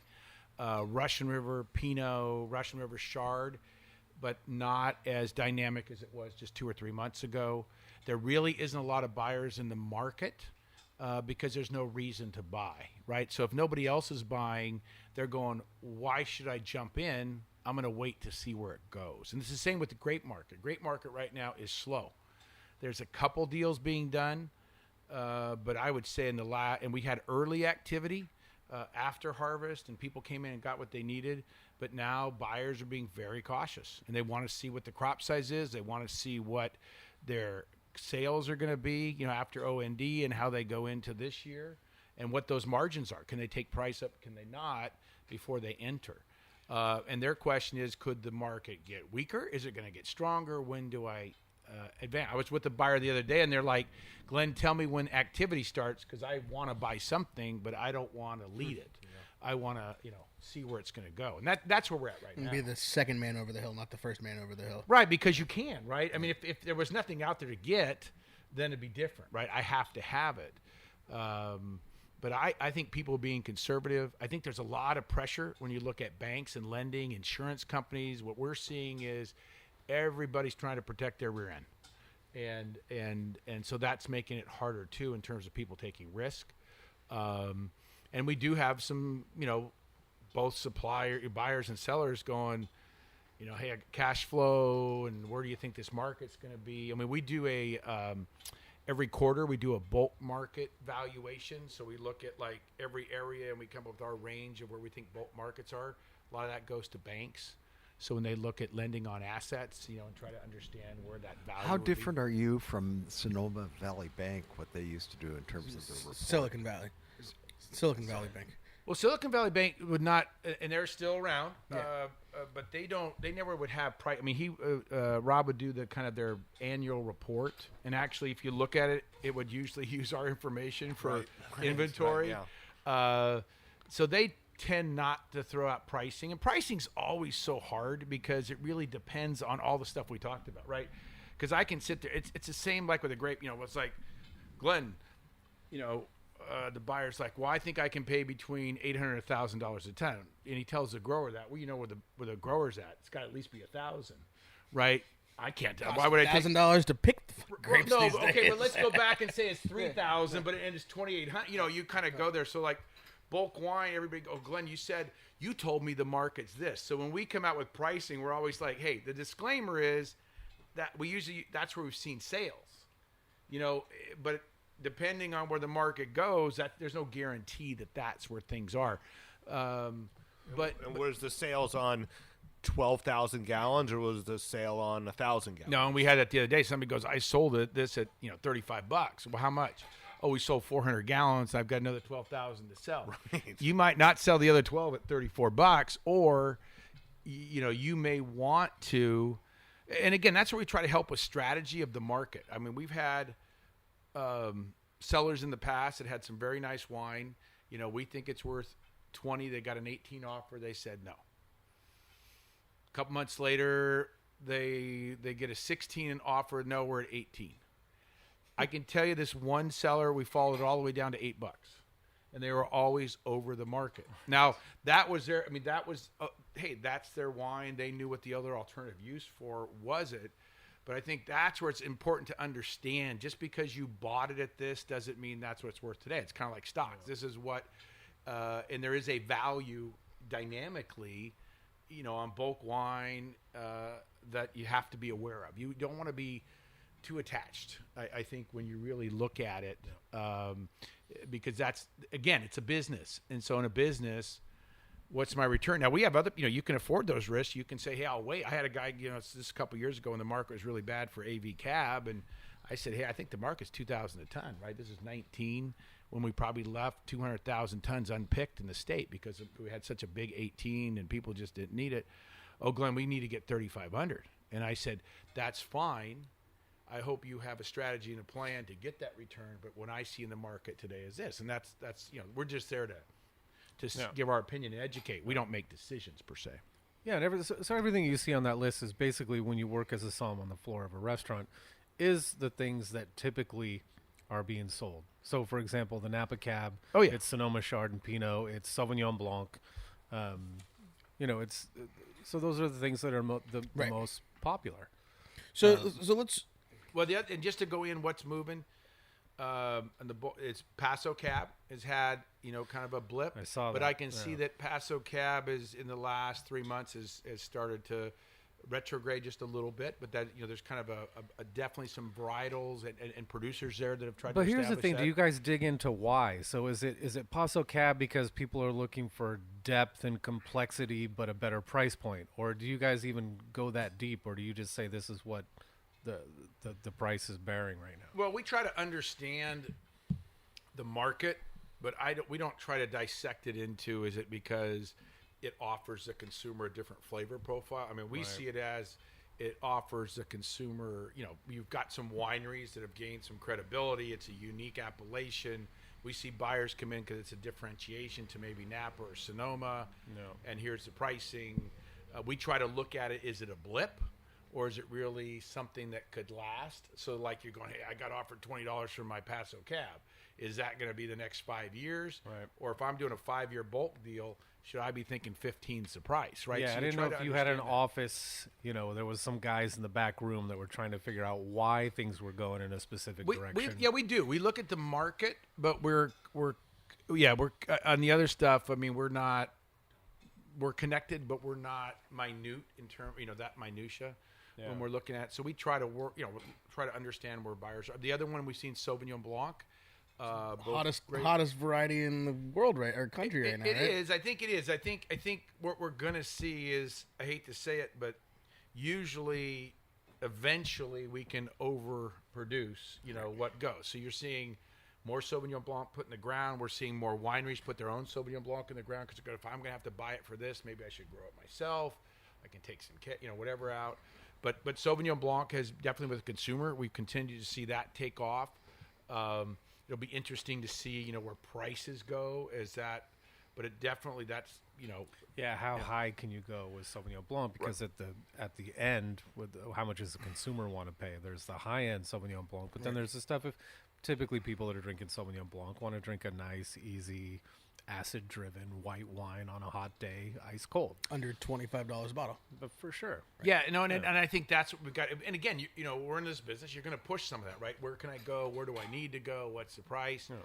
But you've seen a lot of North Coast. But you look at, in a general sense, a lot of the brands that are growing right now are California appellated Sauvignon Blanc brands that are really growing with volume that use North Coast grapes, partly because they like the quality profile that they get, and they can blend it. But at some point, if the cost gets too high, again, I think I don't know what the hell I do, but I think, sometimes I'm a winemaker, sometimes a grape grower, but, I think I'm a craftsman in some sense. But when it all comes down to it, you got to make sure the finance guy agrees with you, right? The CFO. So you're going to sit there as a winemaker, go, you know what? We really need to buy 50% North Coast Sauvignon Blanc to go in this California program. The quality's there. Well, if you don't have somebody defending that quality and making sure it happens, the CFO is going, if we only do 20%, you know what our margin would be? So it's again, that's that debate, that discussion is always happening, I think. So let's put this in the shoes of the consumer. If you're Zin or Petitera? Petitera. I'm going to try to Petitera, the 17 Petitera is great. I want to try the 21. I just tried the other one. So let's put this in the frame it for consumers. If you're right now going to your local wine shop or your supermarket, grocery store, and buying a couple bottles of wine, what would you look for your, to get that highest quality price ratio going, out there that's, it's gone through Ciatti, it's been bottled, it's distributors picked it up, it's now at, Total Wine. Yeah. Bevmo. Quality for price, what appellation variety, would you be grabbing off that shelf? Dry Creek Zins. Good answer.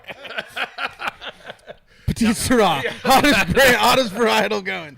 No, I it's a hard question to answer, and I'll try to answer it. I mean, I think, and I'll start with this. I was talking to a friend of mine who's probably working, at a very well-known winery for 40 years as a wine, and we were talking, and he's like, Glenn, it's interesting, 20 years ago, you'd get some good and bad wines, right?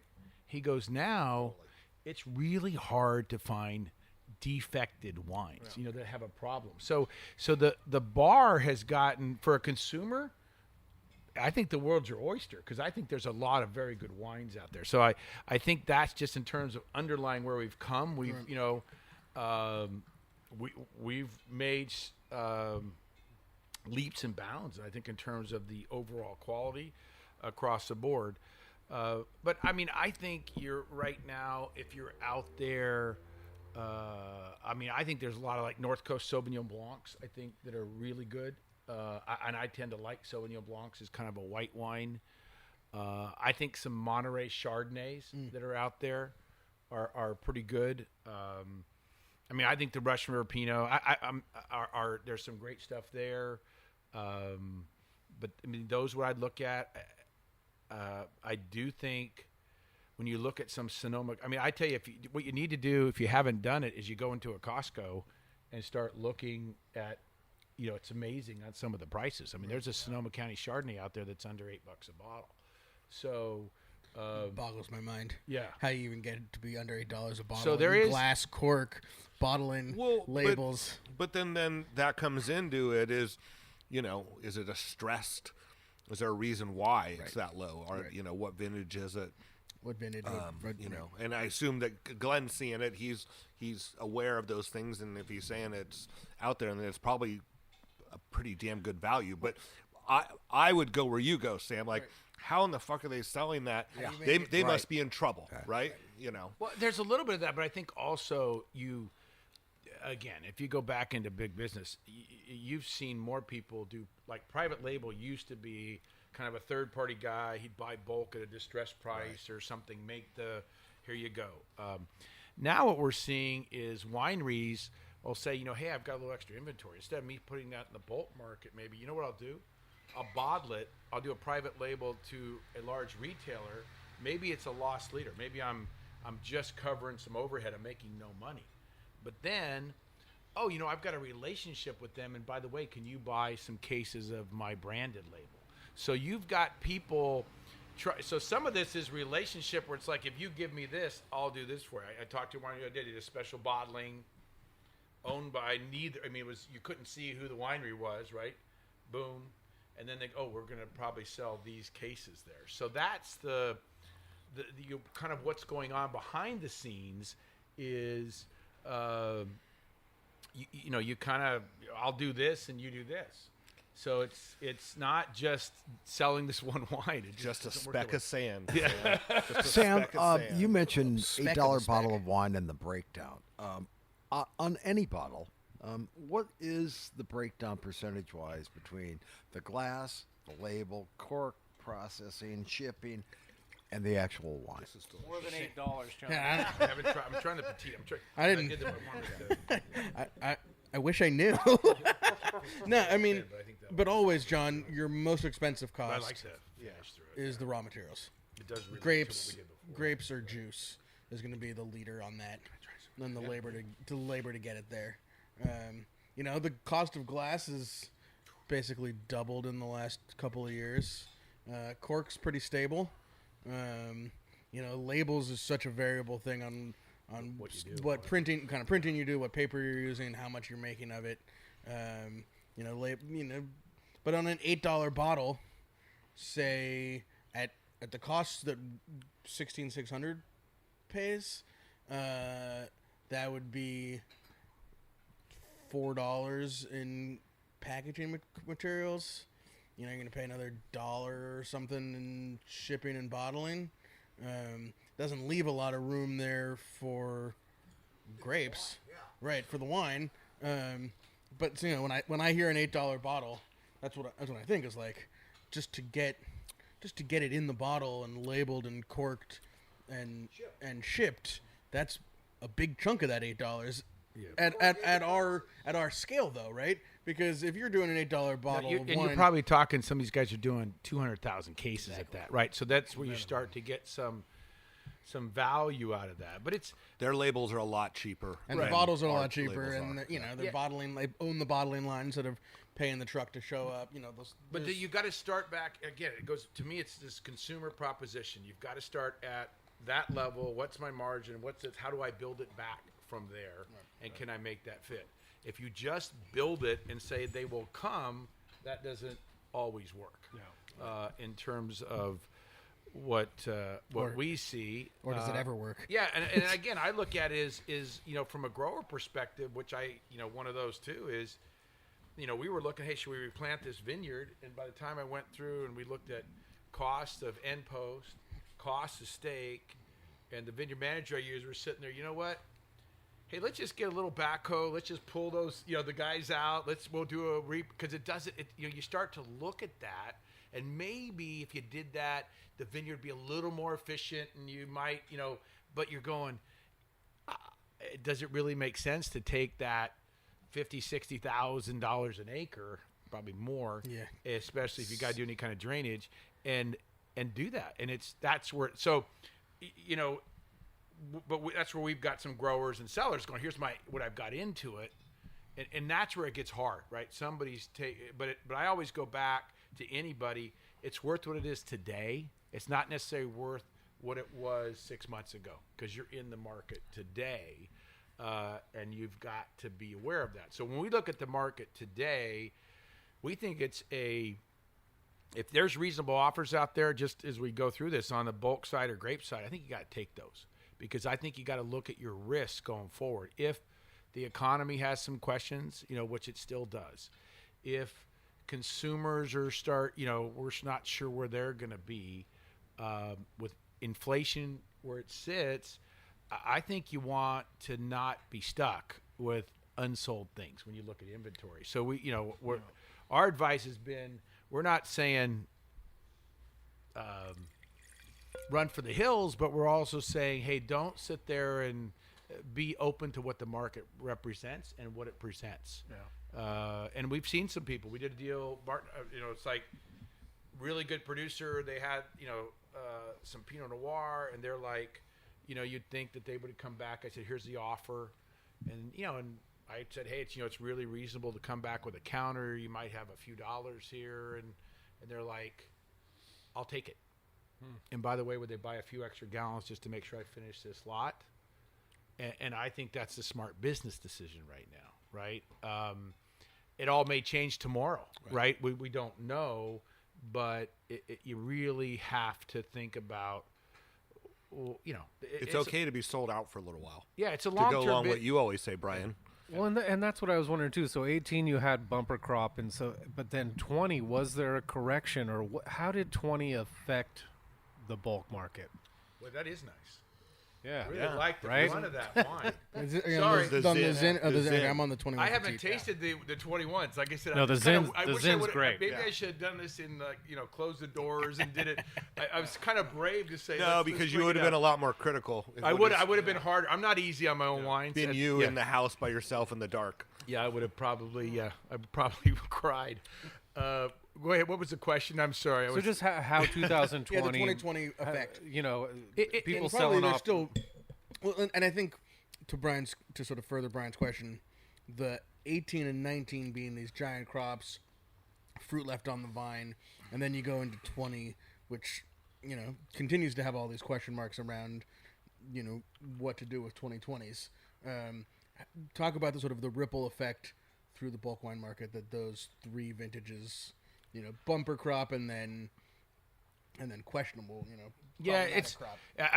It's interesting because this morning at 8:30, I think when we were texting each other, Bart, I literally had a large winery go, Glenn, can you tell me how many tons we lost in 2020 because of smoke and because the crop was short? And we had done a unified presentation, so I sent him the deck over. And Meaning we as the industry, not of them themselves. Right, there was an industry. There, everybody's trying to come back and understand, right? I mean, again, there's a lot of information out there, so you can really be educated on what's going on or perception of what's going on. So, we think there was probably, I don't know the number we had. I mean, I should look at the thing, but it's like, over 200,000 tons was rejected, left on the vine. It probably was 200,000 to 300,000 tons statewide. In 20. Right. And the crop was down, besides that, 12 to 17%. So the crop was light, and you had stuff lost because of smoke. Now, I think the interesting thing is why we're seeing this kick in Napa demand right now is, again, Napa has a base. I mean, it says Napa, and there's some price it's going to sell at. It just, it resonates. They've established a brand to some degree. But I think some of that is a lot of them didn't produce their 20s. They sold them off in bulk. It went someplace. Right. So probably the reason we're seeing this 22 demand and 21 demand is they're kind of backfilling what they didn't bottle from 20. Right. So you could argue, is that a sustainable? We'll see. But I think that's why you're seeing this they're trying to kind of refill from what they lost in 20. But we've worked through most of the 20 bulk wines. They don't sit out there anymore. I mean, I continue to believe from our vantage point. Now, I can tell you we didn't bottle a 19 and a 20 for Puccioni. Your bottle of 19 either. No, 19. Well, some of it was a little inventory adjustment, and then we did get hit with a little smoke on some stuff I didn't pick that was later. But in 20, so the fire burned completely. We lost 130 acres. I was looking. Actually, I pulled up on Google Maps. Yeah. Where and it looks like there's a lot of burn. Oh no! So and luckily for us, we do some timber. We love. We're green, but you got to manage stuff. So we did a timber harvest, and actually they had opened up those logging roads, and that was a fire break. And then the fire moved around our vineyard, so everybody on Puccioni Road was unscathed. In terms of losing homes, you go farther out Mill Creek or even out Wallace Creek, a much different story. But yeah, we didn't pick a thing. I mean, but again, when your fire's right next to the vineyard, that's pretty easy to figure out. Right. I do think though that there was some wines made from 20 that got bastardized that probably didn't need to. I really think a lot of we were harder on the 20 vintage than we needed to be, is a general sense. And I think you look back at it, and I don't know if people would do different things, because also when you look at 20 though, you got to remember, what'd you say? We had 18, right? Humongous year. 19, we left fruit on the vine. And then you're going, how much inventory did people really need? So was all of the 20 rejections because of smoke? Right. Or was some of it because of need, and smoke was a rejectable thing that you could claim? So this is where and we could talk for that. I could talk to you for hours and you guys would fall asleep. But I mean, I can tell you one guy, Napa Cab, selling 7 different wineries, and all 7 chose a different strategy. For one, gave him the money back and said, "We love you. We're going to pay you for the fruit and not take it." The other one took, the last one took him to court, right? So no rhyme or reason. But I think we had talked about, there was some North Coast Cab left out 2020, and if you read some of our reports, most of that's been moved, some at lower prices. But I don't think. But I would say, as a consumer, try the 20. If you don't like it, that's okay. But I think you're going to be happy more than disappointed, I think, in general. Well, do you think a lot of that 20 cab that moved out in the bulk market and got blended into 19, 21, 22, or were they buying it to specifically put out with a vintage of 20? I mean, I think it's probably both. But I do think, Brian, that they did. I think there was some 20. You can do some blending with it. There's some things you can do. The one problem with smoke exposure, smoke tainted, it can come back. In terms of how long. I think there was a market at a price, right? So, and again, the other thing is only so many people actually can discern smoke components to it, and some of that. I mean, I've seen some people use some unique marketing strategies, whether it's, you've seen names, but, bourbon barrel and this. I mean, there's a lot of things I think, people got creative, which is probably what you needed to do. And I think Aaron Pot. Yeah. So, but I've talked to consumers actually that have come in here and said that they've called the wineries that they are wine club members of, and they were shocked that they were going to have to pay full price for their 20 wines. And they were looking for like some kind of deal. Whether the wines were smoke tainted or not, the perception was like, oh, you're really going to make me pay full price for these wines that are, according to me and who I talked to, possibly tainted in some way. And it reminds me of, I think, 2008. What was that? We had a lot of people skip that vintage, right? Yeah. Because of concern. I think... It's kind of like the first time that people were talking about that kind of concern. Yeah, too, no, right? I go back. I mean, here, let's go back. 97. For those, 97, 98. Let's go back for those of us that are a little grayer. Right. I got a couple. I got a couple. But I was at Beaulieu, right? So the 97 was my God, the year from God, right? It was the best vintage, and we had George de la Tour. You couldn't, it's gone, right? 98 comes, right? Wetter year, later year. Oh my God! And I remember even at, I keep looking, thinking somebody's texting me because it's live, but I'm okay. But we came back and you're like, we had library wines and we had all these nice employee specials. Hey, do you want to buy 97 George de la Tour? I go back 20 years later and I taste the 97 and 98, I like the 98s better. Exactly. For sure. And we just had this conversation, right, didn't we? and so I think again, it's sometimes we overthink enjoyment, right? And it's like, is it a vintage year or so? But it's still good, right? I think that's what makes wine interesting.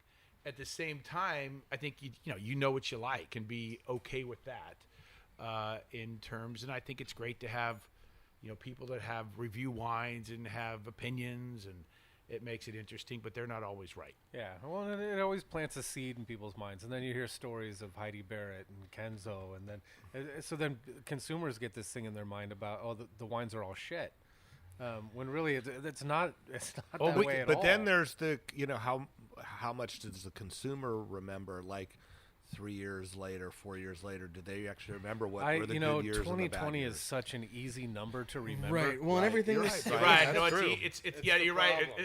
That's a good point. Yeah. and nobody wants to remember 2020, right? Yeah. Like you don't want to have that wine that says 2020 on it, not because there's anything wrong with the wine, because you're like, oh, that was the year that I spent 6 months cooped in my tiny New York apartment with my 4-year-old on a trampoline, Listening to a lot of Cranbin and setting up a badminton court in the backyard. Yeah, exactly.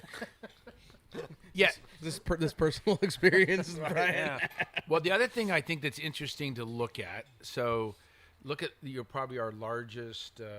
I'm always careful about brands, but we've had some large brands that have gone non-vintage, right, and California appellation non-vintage, and I think you probably had some of that wine even in there. And so I mean, Simi, I guess that's public. I mean, they took that to a non-vintage California appellation, right? Yeah. And there's some other brands in that portfolio that have kind of done some of that. And there's other wineries that are right because they're saying at this price point or what we're doing, does the consumer care or no? Right. And so you lost some of those wines there too, as I come to think. And that's a problem. I mean, to be honest, it's not the best thing for holding. It's probably good for consumers with cost, but like if you don't have to care about the vintage, and let's say we're looking at the bulk wine market, this is for that variety for all appellations, all vintages that we show, so we could break it down. So if I could sit there, you know what? I can go back and buy 3 vintages ago or whatever. I mean, there's some economy, to that, depending on how you put things together. Well, and the other thing that I think needs talking about here is these bulk, the bulk market, the non-vintage, the declassifying things, California appellated.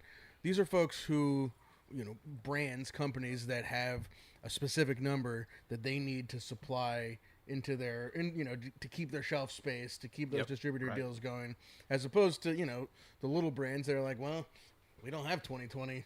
Yeah. Try the 21 Petit Syrah. It's fantastic.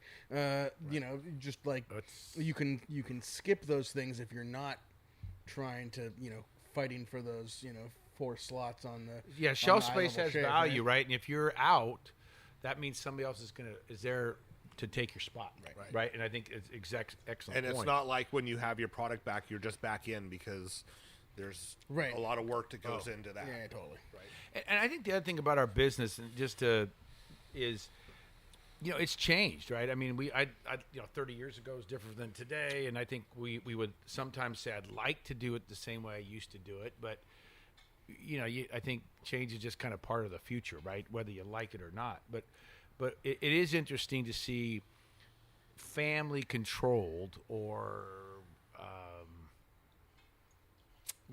brands that really kind of watch that brand value and monitor that. And then I think you look at public companies, and sometimes public companies do more, they do brand harvesting. They harvest a brand. So they buy it, and I paid X dollars for it, $100 million for the brand. And then as it grows, maybe I'm taking price down so I can take volume growth, and slowly that brand value, but they've got their money back out of it, right? They've got a return. And then they buy another brand, or they bring another brand up. So you start to see this, a new name, a new brand, a new proposition. Where you see others that are a little more into the story, into the, so different people do that differently. So I do think we see family-owned or group-control brands where they're a little more willing to say, I don't need to grow as fast. I need to take price up. I need to hold margin. Where so brands are reacting differently too. And then I go back to your question about what would I buy. I'm a big believer in finding some producers you like. Yep. And then I tend to go back to them. I may not like everything they do, but I kind of like the style. So, let me try that with them and see. And usually that doesn't disappoint because I think there's a style there. Is how I would. That doesn't answer your question, but it's kind of how I look at it. I do think there's some brand value depending on, again, the producer. Right. So. I agree. Totally 100% agree with that. And I think that's where younger people are going to and if you can introduce them to the person that's making their wine or they have a personal connection with the people that are making the wine. And then if you can also introduce them like here to the person that's growing the grapes. And so they know who's growing the grapes, who's making the wine. That's a brand that they can get on board 100%. And because there's a personal connection there. And I still think that has value, and that's still part of the business. But it's that DTC, that relationship, that experience. People don't forget that. No. But there's only so many brands and consumers that get touched that way, and there's a whole other group that kind of buy wine differently. I know. Why is younger?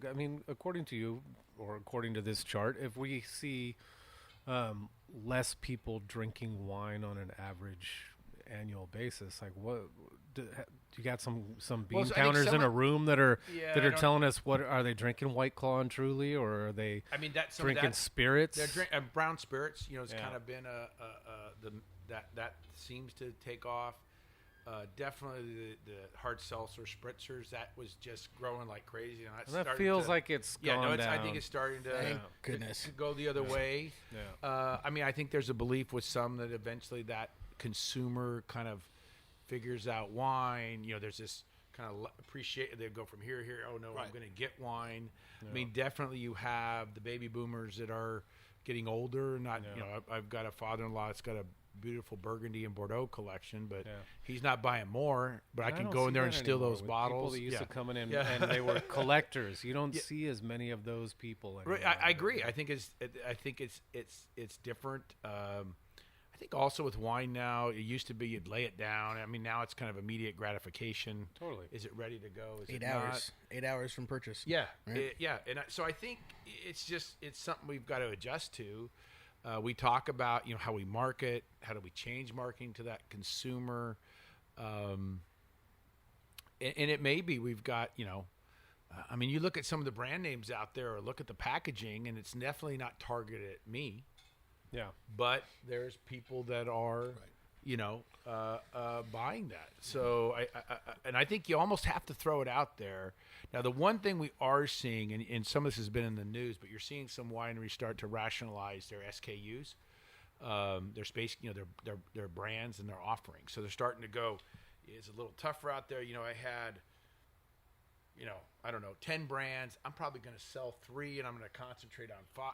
They're starting to look at, okay, where am I actually making money?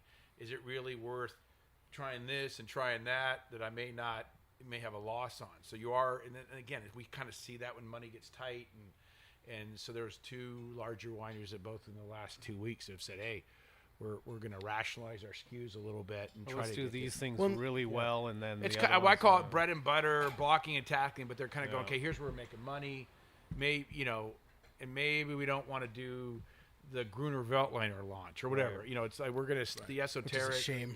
Yeah. Well, I tasted some the other day that were actually pretty good. So Joel Burt just drove by. Yeah. Well, and that's all that kind of goes with I think your explanation of brand harvesting was so fantastic, because I think about that all the time. These brands that get sold for $100 million, and then in 5 years, the cost of the bottle. I think of The Prisoner as sort of like the classic example of it used to be this Napa Valley $50 a bottle red blend, gets sold a couple times. Now it's 10 times the production, half the price, California appellated wine, and then eventually, well, maybe not with the Prisoner, but with these brands, Benziger. that they just become. They go. Carmenet was one that Yeah. You see Remember Carmenet that? go Yeah. from the top of the mountain, pinnacle of, and now you can buy. It's usually Monterey Chardonnay, Carmenet at like the gas station. Well, and remember, and you saw it go down because remember then it was Lake County, right? It was Mountain, Lake County, Monterey Chardonnay at the gas station, California Chardonnay at the gas station. But how much ever they paid for that brand, they made the money, and now you just kind of and then eventually they let those brands go, and then they bring That's some up. because they're else not family anymore. Well, and it's an investment.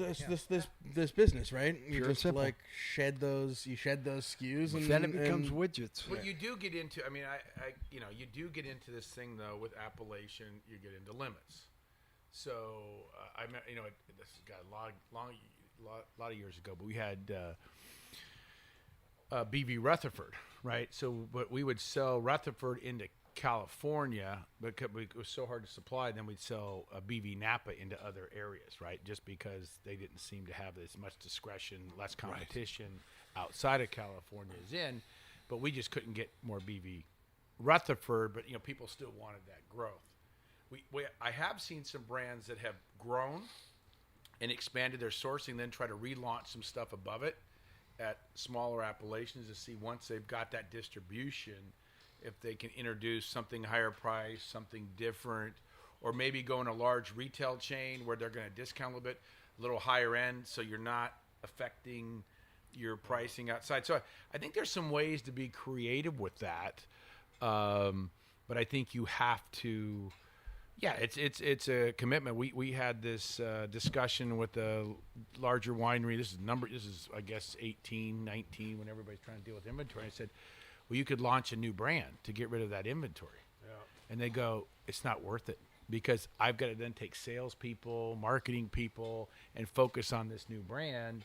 And I'm better just jettison the inventory at a loss than I am taking focus away from what we're doing. And that was a family group, right? They were very committed to the brand value, and they wanted to protect the brand value versus trying to say, okay, here's another way. They would take the initial, it's long term. So it really comes back, are you in this business long term?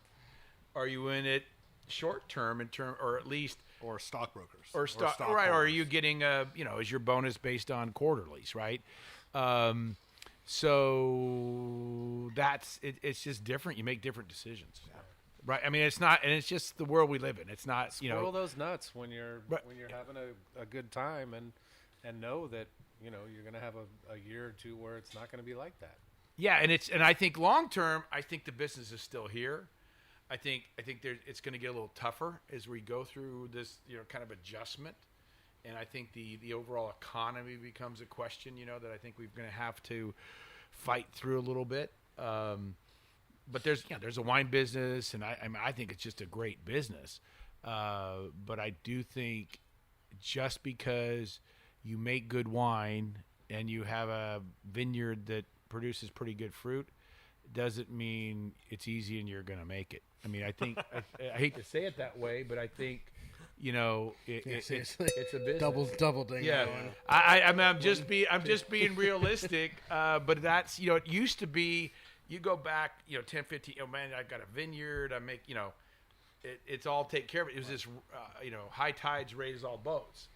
Well, we've got a couple boats that are up, but there's a lot that aren't up, right? And how do you make sure you're one of those boats that are up in terms as you go forward? So I just think it's a little more competitive than maybe it was before. Yeah. But don't get out of the wine business. But just be smart about it. No, and it's funny having us talk about it because we're in such a bubble here in Northern California and wine country, not just related to grapes, but socioeconomic and with all sorts of issues that when we talk about stuff like this, I really have no idea what's going on outside of the Bay Area.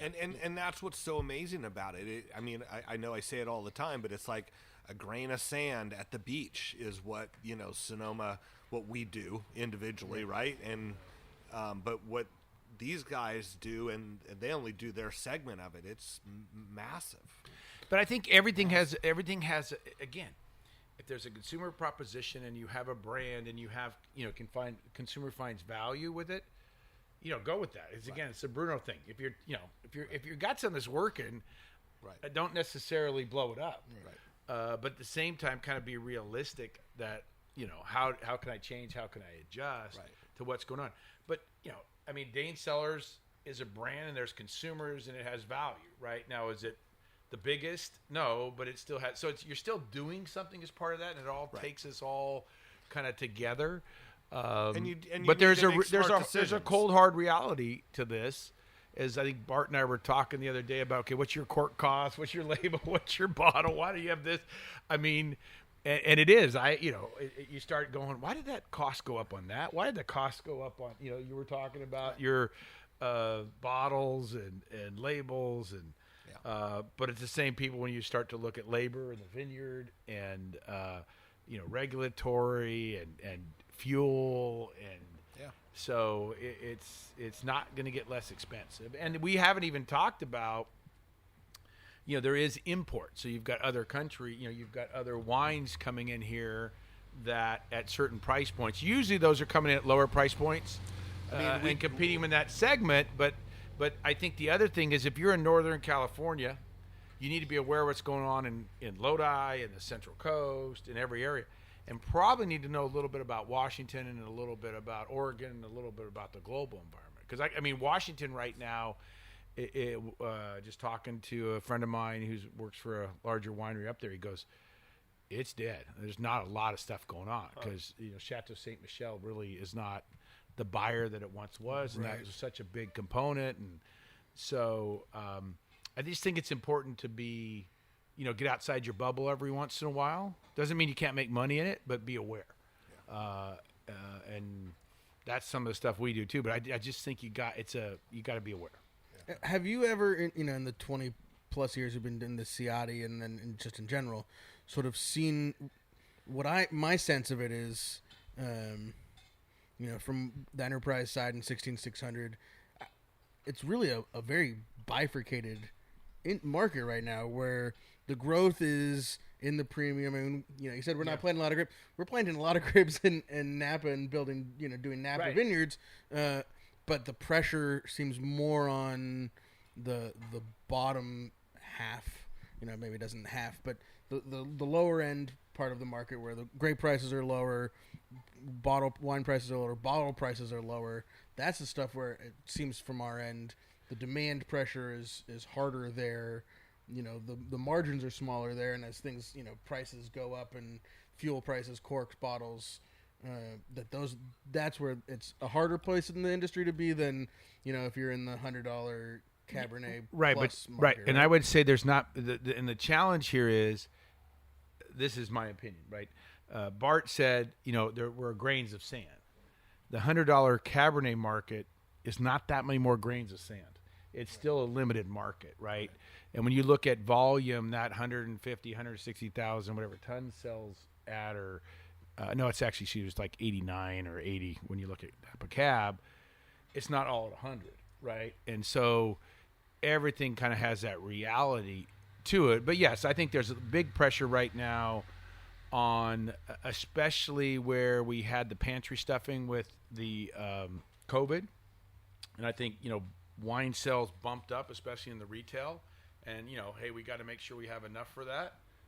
And then that's kind of come back down. So there's an adjustment to that.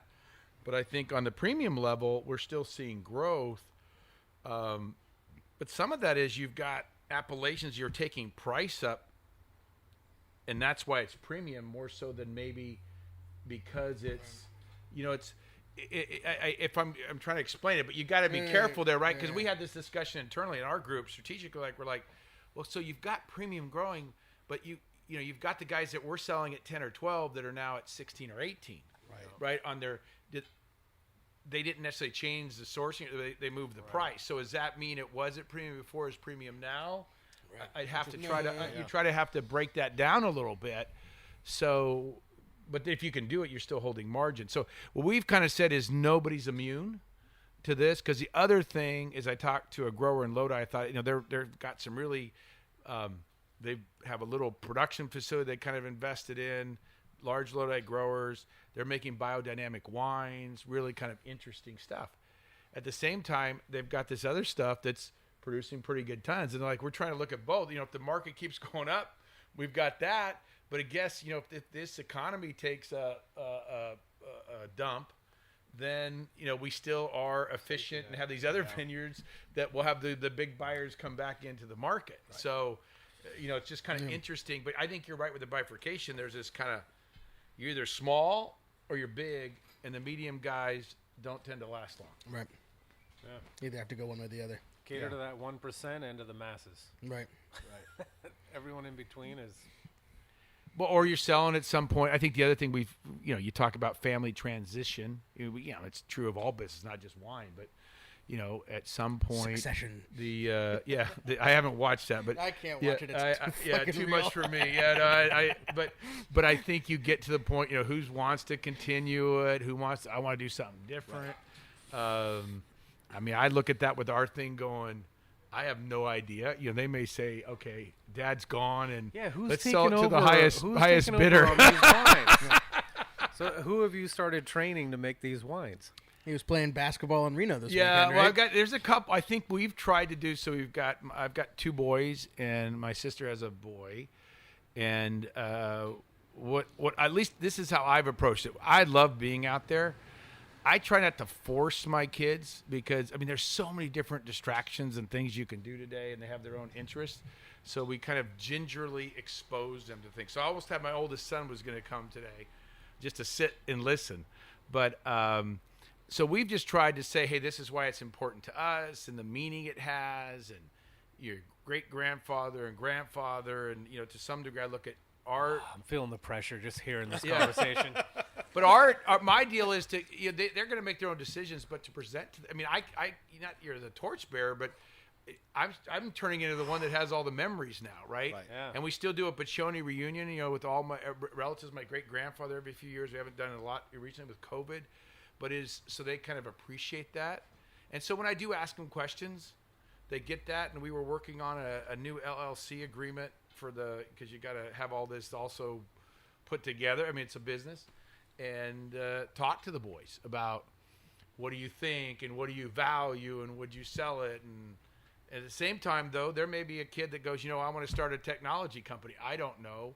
But how could they take some of their money out but not kill what was left? Right. So because at some point people are going to do different things. Yeah. But I think you want to try again, you can't force people what to do, but I think you want to expose them to things that you have value in, and hopefully they'll see some of that value.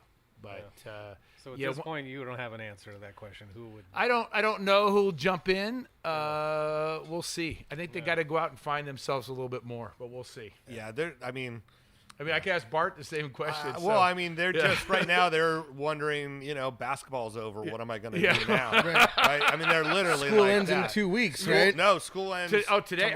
Tomorrow. Okay. My son stayed up till 3 a.m. trying to do a report, and I brought him to school at 8. So we'll see. Yeah. He was looking a little. Yeah. This is. Yeah, he's not going to want to go pull leaves and do some. I think they need recovery. And mine's texting me like, I was planning on picking him up at 3:30, and he's like, "Can you get me at 2?" Yeah. I'm like, no. Probably running long on the podcast, Dane. Sorry. Well, and we all saw that. I don't know if you know, I worked for the Benzigers for 5 years too. So we all saw that with the kids. 03 to 8, something like that. I don't know. I was planning on working there 6 months. In the tasting room, right? And ended up working there for 5 years. I guess we sold everything in 03. That were 02. Yeah, right when we kind of made the move when they sold the Glen Ellen part. Yeah. Yeah. But the kids were kind of encouraged to get the hell out of there for a little while. And then, I think there's a lot of businesses that you still see that they're like, hey, go out and discover. And I think that's what I would do. I'd say, see, the grass is green. Because to some degree, you could argue, hey, you're a little spoiled, right? You're a little you see one thing. Yeah. To really understand the business, You should go out and work for some. I mean, I know, and I'm not sure Benedict, but there's requirements. I know with one winery is that you had to go out and work 2 years someplace else. I think that was that was what it was. Joey did that with Jamie and Jill. But I think that was all of them. That was their deal. They graduate college, go get a job, and then you can come back after you've done. But I think that's important because you've got to, because you get a little spoiled. It's like, oh, I see this. The other thing is, and I kind of learned this with Benziger. I mean, creativity. It's one thing to be creative. It's one thing if you have to be creative, right? So. If you got all the resources in the world, you can do anything more. You're like, hey, this is our limits. How do we make this work, right? That's really where, and I think you have other experiences they can bring back, or they may say, no, this isn't for me. I've decided, I want to be a musician. I want to do something else, and and I think life is short. You want to enjoy it and find your passions in life, and I think that's still what it's all about. I think I'm happy with the decisions I made. My story is after I got done with Fresno, I thought about being a lawyer, right? So I applied to law school, got accepted at a couple of law schools, and it was Zeke Oman, who used to run, the Napa Valley Co-op, and before that I was at Clos du Bois, and we were golfing. And I said, I'm thinking about getting a graduate degree or going to law school. And he goes, Glenn, why would you want to be hated more? Why are you looking for a reason to be disliked? Stay in the wine business. So, but I think that was a good decision at the time. So, yeah, some similarities. Some mirroring. You guys have probably heard me enough, but yeah. Well, no, I mean, Glenn, we could obviously go on for another couple hours. Do we need like an annual Glenn comes and does a bulk wine discussion? For sure. What the market's like and what's happening out there? I mean, we'll have to always talk about his wines because I think they usually charge for that service. So we don't charge. No, you don't have to talk about the wines. Go get some Puccioni so we can find out what's going on in the bulk wine market. This 18 Zinfandel, I'm sorry. It's 18 Zin, great. Delicious. The 21 Petite Syrah. It needs a little time, but but that's 21's great vintage. I mean, I was happy, so it's good. Like I said, brave, but it's great to get your feedback on those because as Bart said, and I don't know if you're the same way, Sam and Brian, but you're so into it, right? You're like focused. I know what I did, and it's hard to appreciate it because you're just critical of that. You're too close to the wine. Yeah, it's just it's great to get some perspective to it. So, if people want to, can they buy some of this wine? So, no, we don't have any for sale. No, you can go on. We have they just bulked it all out. You can't find it anymore. I mean, because this is small production stuff. This is we do 200 to 300 yeah. cases. We have a website, Puccioni Puccioni vineyards.com. There's a little bit of the 18 Zin out there. Send us an email. We'll get you on the mailing list, and we'll be releasing the 21 at some point. I didn't get your comment. What did you guys think of the new label? I know you kind of. I love the new label. Kind of cleaned it up a little bit. We took away the horse, mule, donkey, jackass. You got it. But we have it on the back. Got on the back, the little in gold. We've got our Sonoma County sustainable. We could argue if that's good or bad, but I'm not going to go there because I don't want to get yelled at. Well, because I know who I'm sitting Whole next nother to. Conversation. But yeah, so the reputation precedes us. It's okay. I worked with your dad, and I remember having a few arguments out in the vineyard in the late '80s. So it's all good. We're all Italian. With Phil? Yeah. That's arguments, or was that just a discussion at high volume, Glenn? Right. You're right. No, I probably was. I think he just yelled at me. So yeah. So we have a lot. We have more in common than I realized. I think he just because I was 23, and I think he's something like, "You don't know what the hell you're talking about or doing." It was something in that genre. So well, it had nothing to do with your age. He says that to anybody of any age. We should pick up the next show at that point. I think we set a record today, 2 hours and 12 minutes. What do you think? Well, Well, and the only other thing not to be, but on the Ciatti thing, if you put up the website, again, the reports are interesting to read. I think just to, whether you call us or not, there's no pressure there, but just on what's going on. If you want to get it's a 30,000 foot of what's going on in the California market. It provides some reality. And as we talked about earlier, it gets you a little bit out of that, like I'm in a small winery in Sonoma Valley. Oh, what's going on around me? So. It's good stuff. It really is. And I will shout out to podcast listener Glenn Larkin sent me a podcast, History of the Rock and Roll in 500 Songs, and he sent me the one on Dark Star, Grateful Dead's song. I started listening to it. It's like a 3.5 hour podcast, and plus this guy's got this like Scottish brogue, so I'm like rewinding every 30 seconds to what the fuck did he just say? So it's gonna take me like 9 hours to get through this 3 hour podcast. Do So you have captions on that thing? I need a podcast with closed captioning so I can understand what's going on. The other thing we'll do is, hopefully we don't regret it, but we'll put a link to the podcast on our next California report, and that goes out to 4,000 people. Awesome. So we'll awesome. throw that in there, and we'll see. Our listenership. We'll see what kind of feedback they may go. Hey, Proctor, no more business. But hopefully that's not what happens. Stop selling your own pizza raw, Proctor. Right, exactly. We got 700,000 gallons of Cabernet to get through. What the hell are we paying you for? All right. Well, this has been awesome. Glenn, thank you very much for coming on the show. We will definitely have you back. Definitely. Yeah. This is one that's, I feel like we just scratched the surface. So, Thank you. Shout outs. Yeah, let's do it. So, Rhone Rangers, we're going to be pouring at Klein Cellars June 24th. It's a Saturday. So please come out and see us then. Hopefully, we still need to work out me getting to that dinner, but you're going to the dinner. We'll just buy a ticket. I'm going to the dinner. I'll see you there. Did we plan in our last meeting? Maybe we threw out like some more old school Vinyl Sunday dates, so there'll be an email and stuff about that. September 17th, the Grenache weekend. Grenache weekend. Yep. 15th, 16th, 17th. If you're not planning on being in Sonoma, drinking Get a Grenache, hotel room. Get a hotel room. Yeah. Get an Airbnb. According to Glenn Proctor, nobody's buying Grenache on the bulk market. It's because, did not even say on the that. chart. That's because everybody's buying it from great producers at Road Rangers and at The Girl in the Fig. So it's going to be a great weekend. I'm in trouble. All right, everybody. Thank you very much. Drink more. Drink more Dry Creek Petacera. Petacera. It's beautiful. Or Carriganan. Carriganan. Carry on. All right, guys. Thanks for listening. We'll look forward to talking to you next week.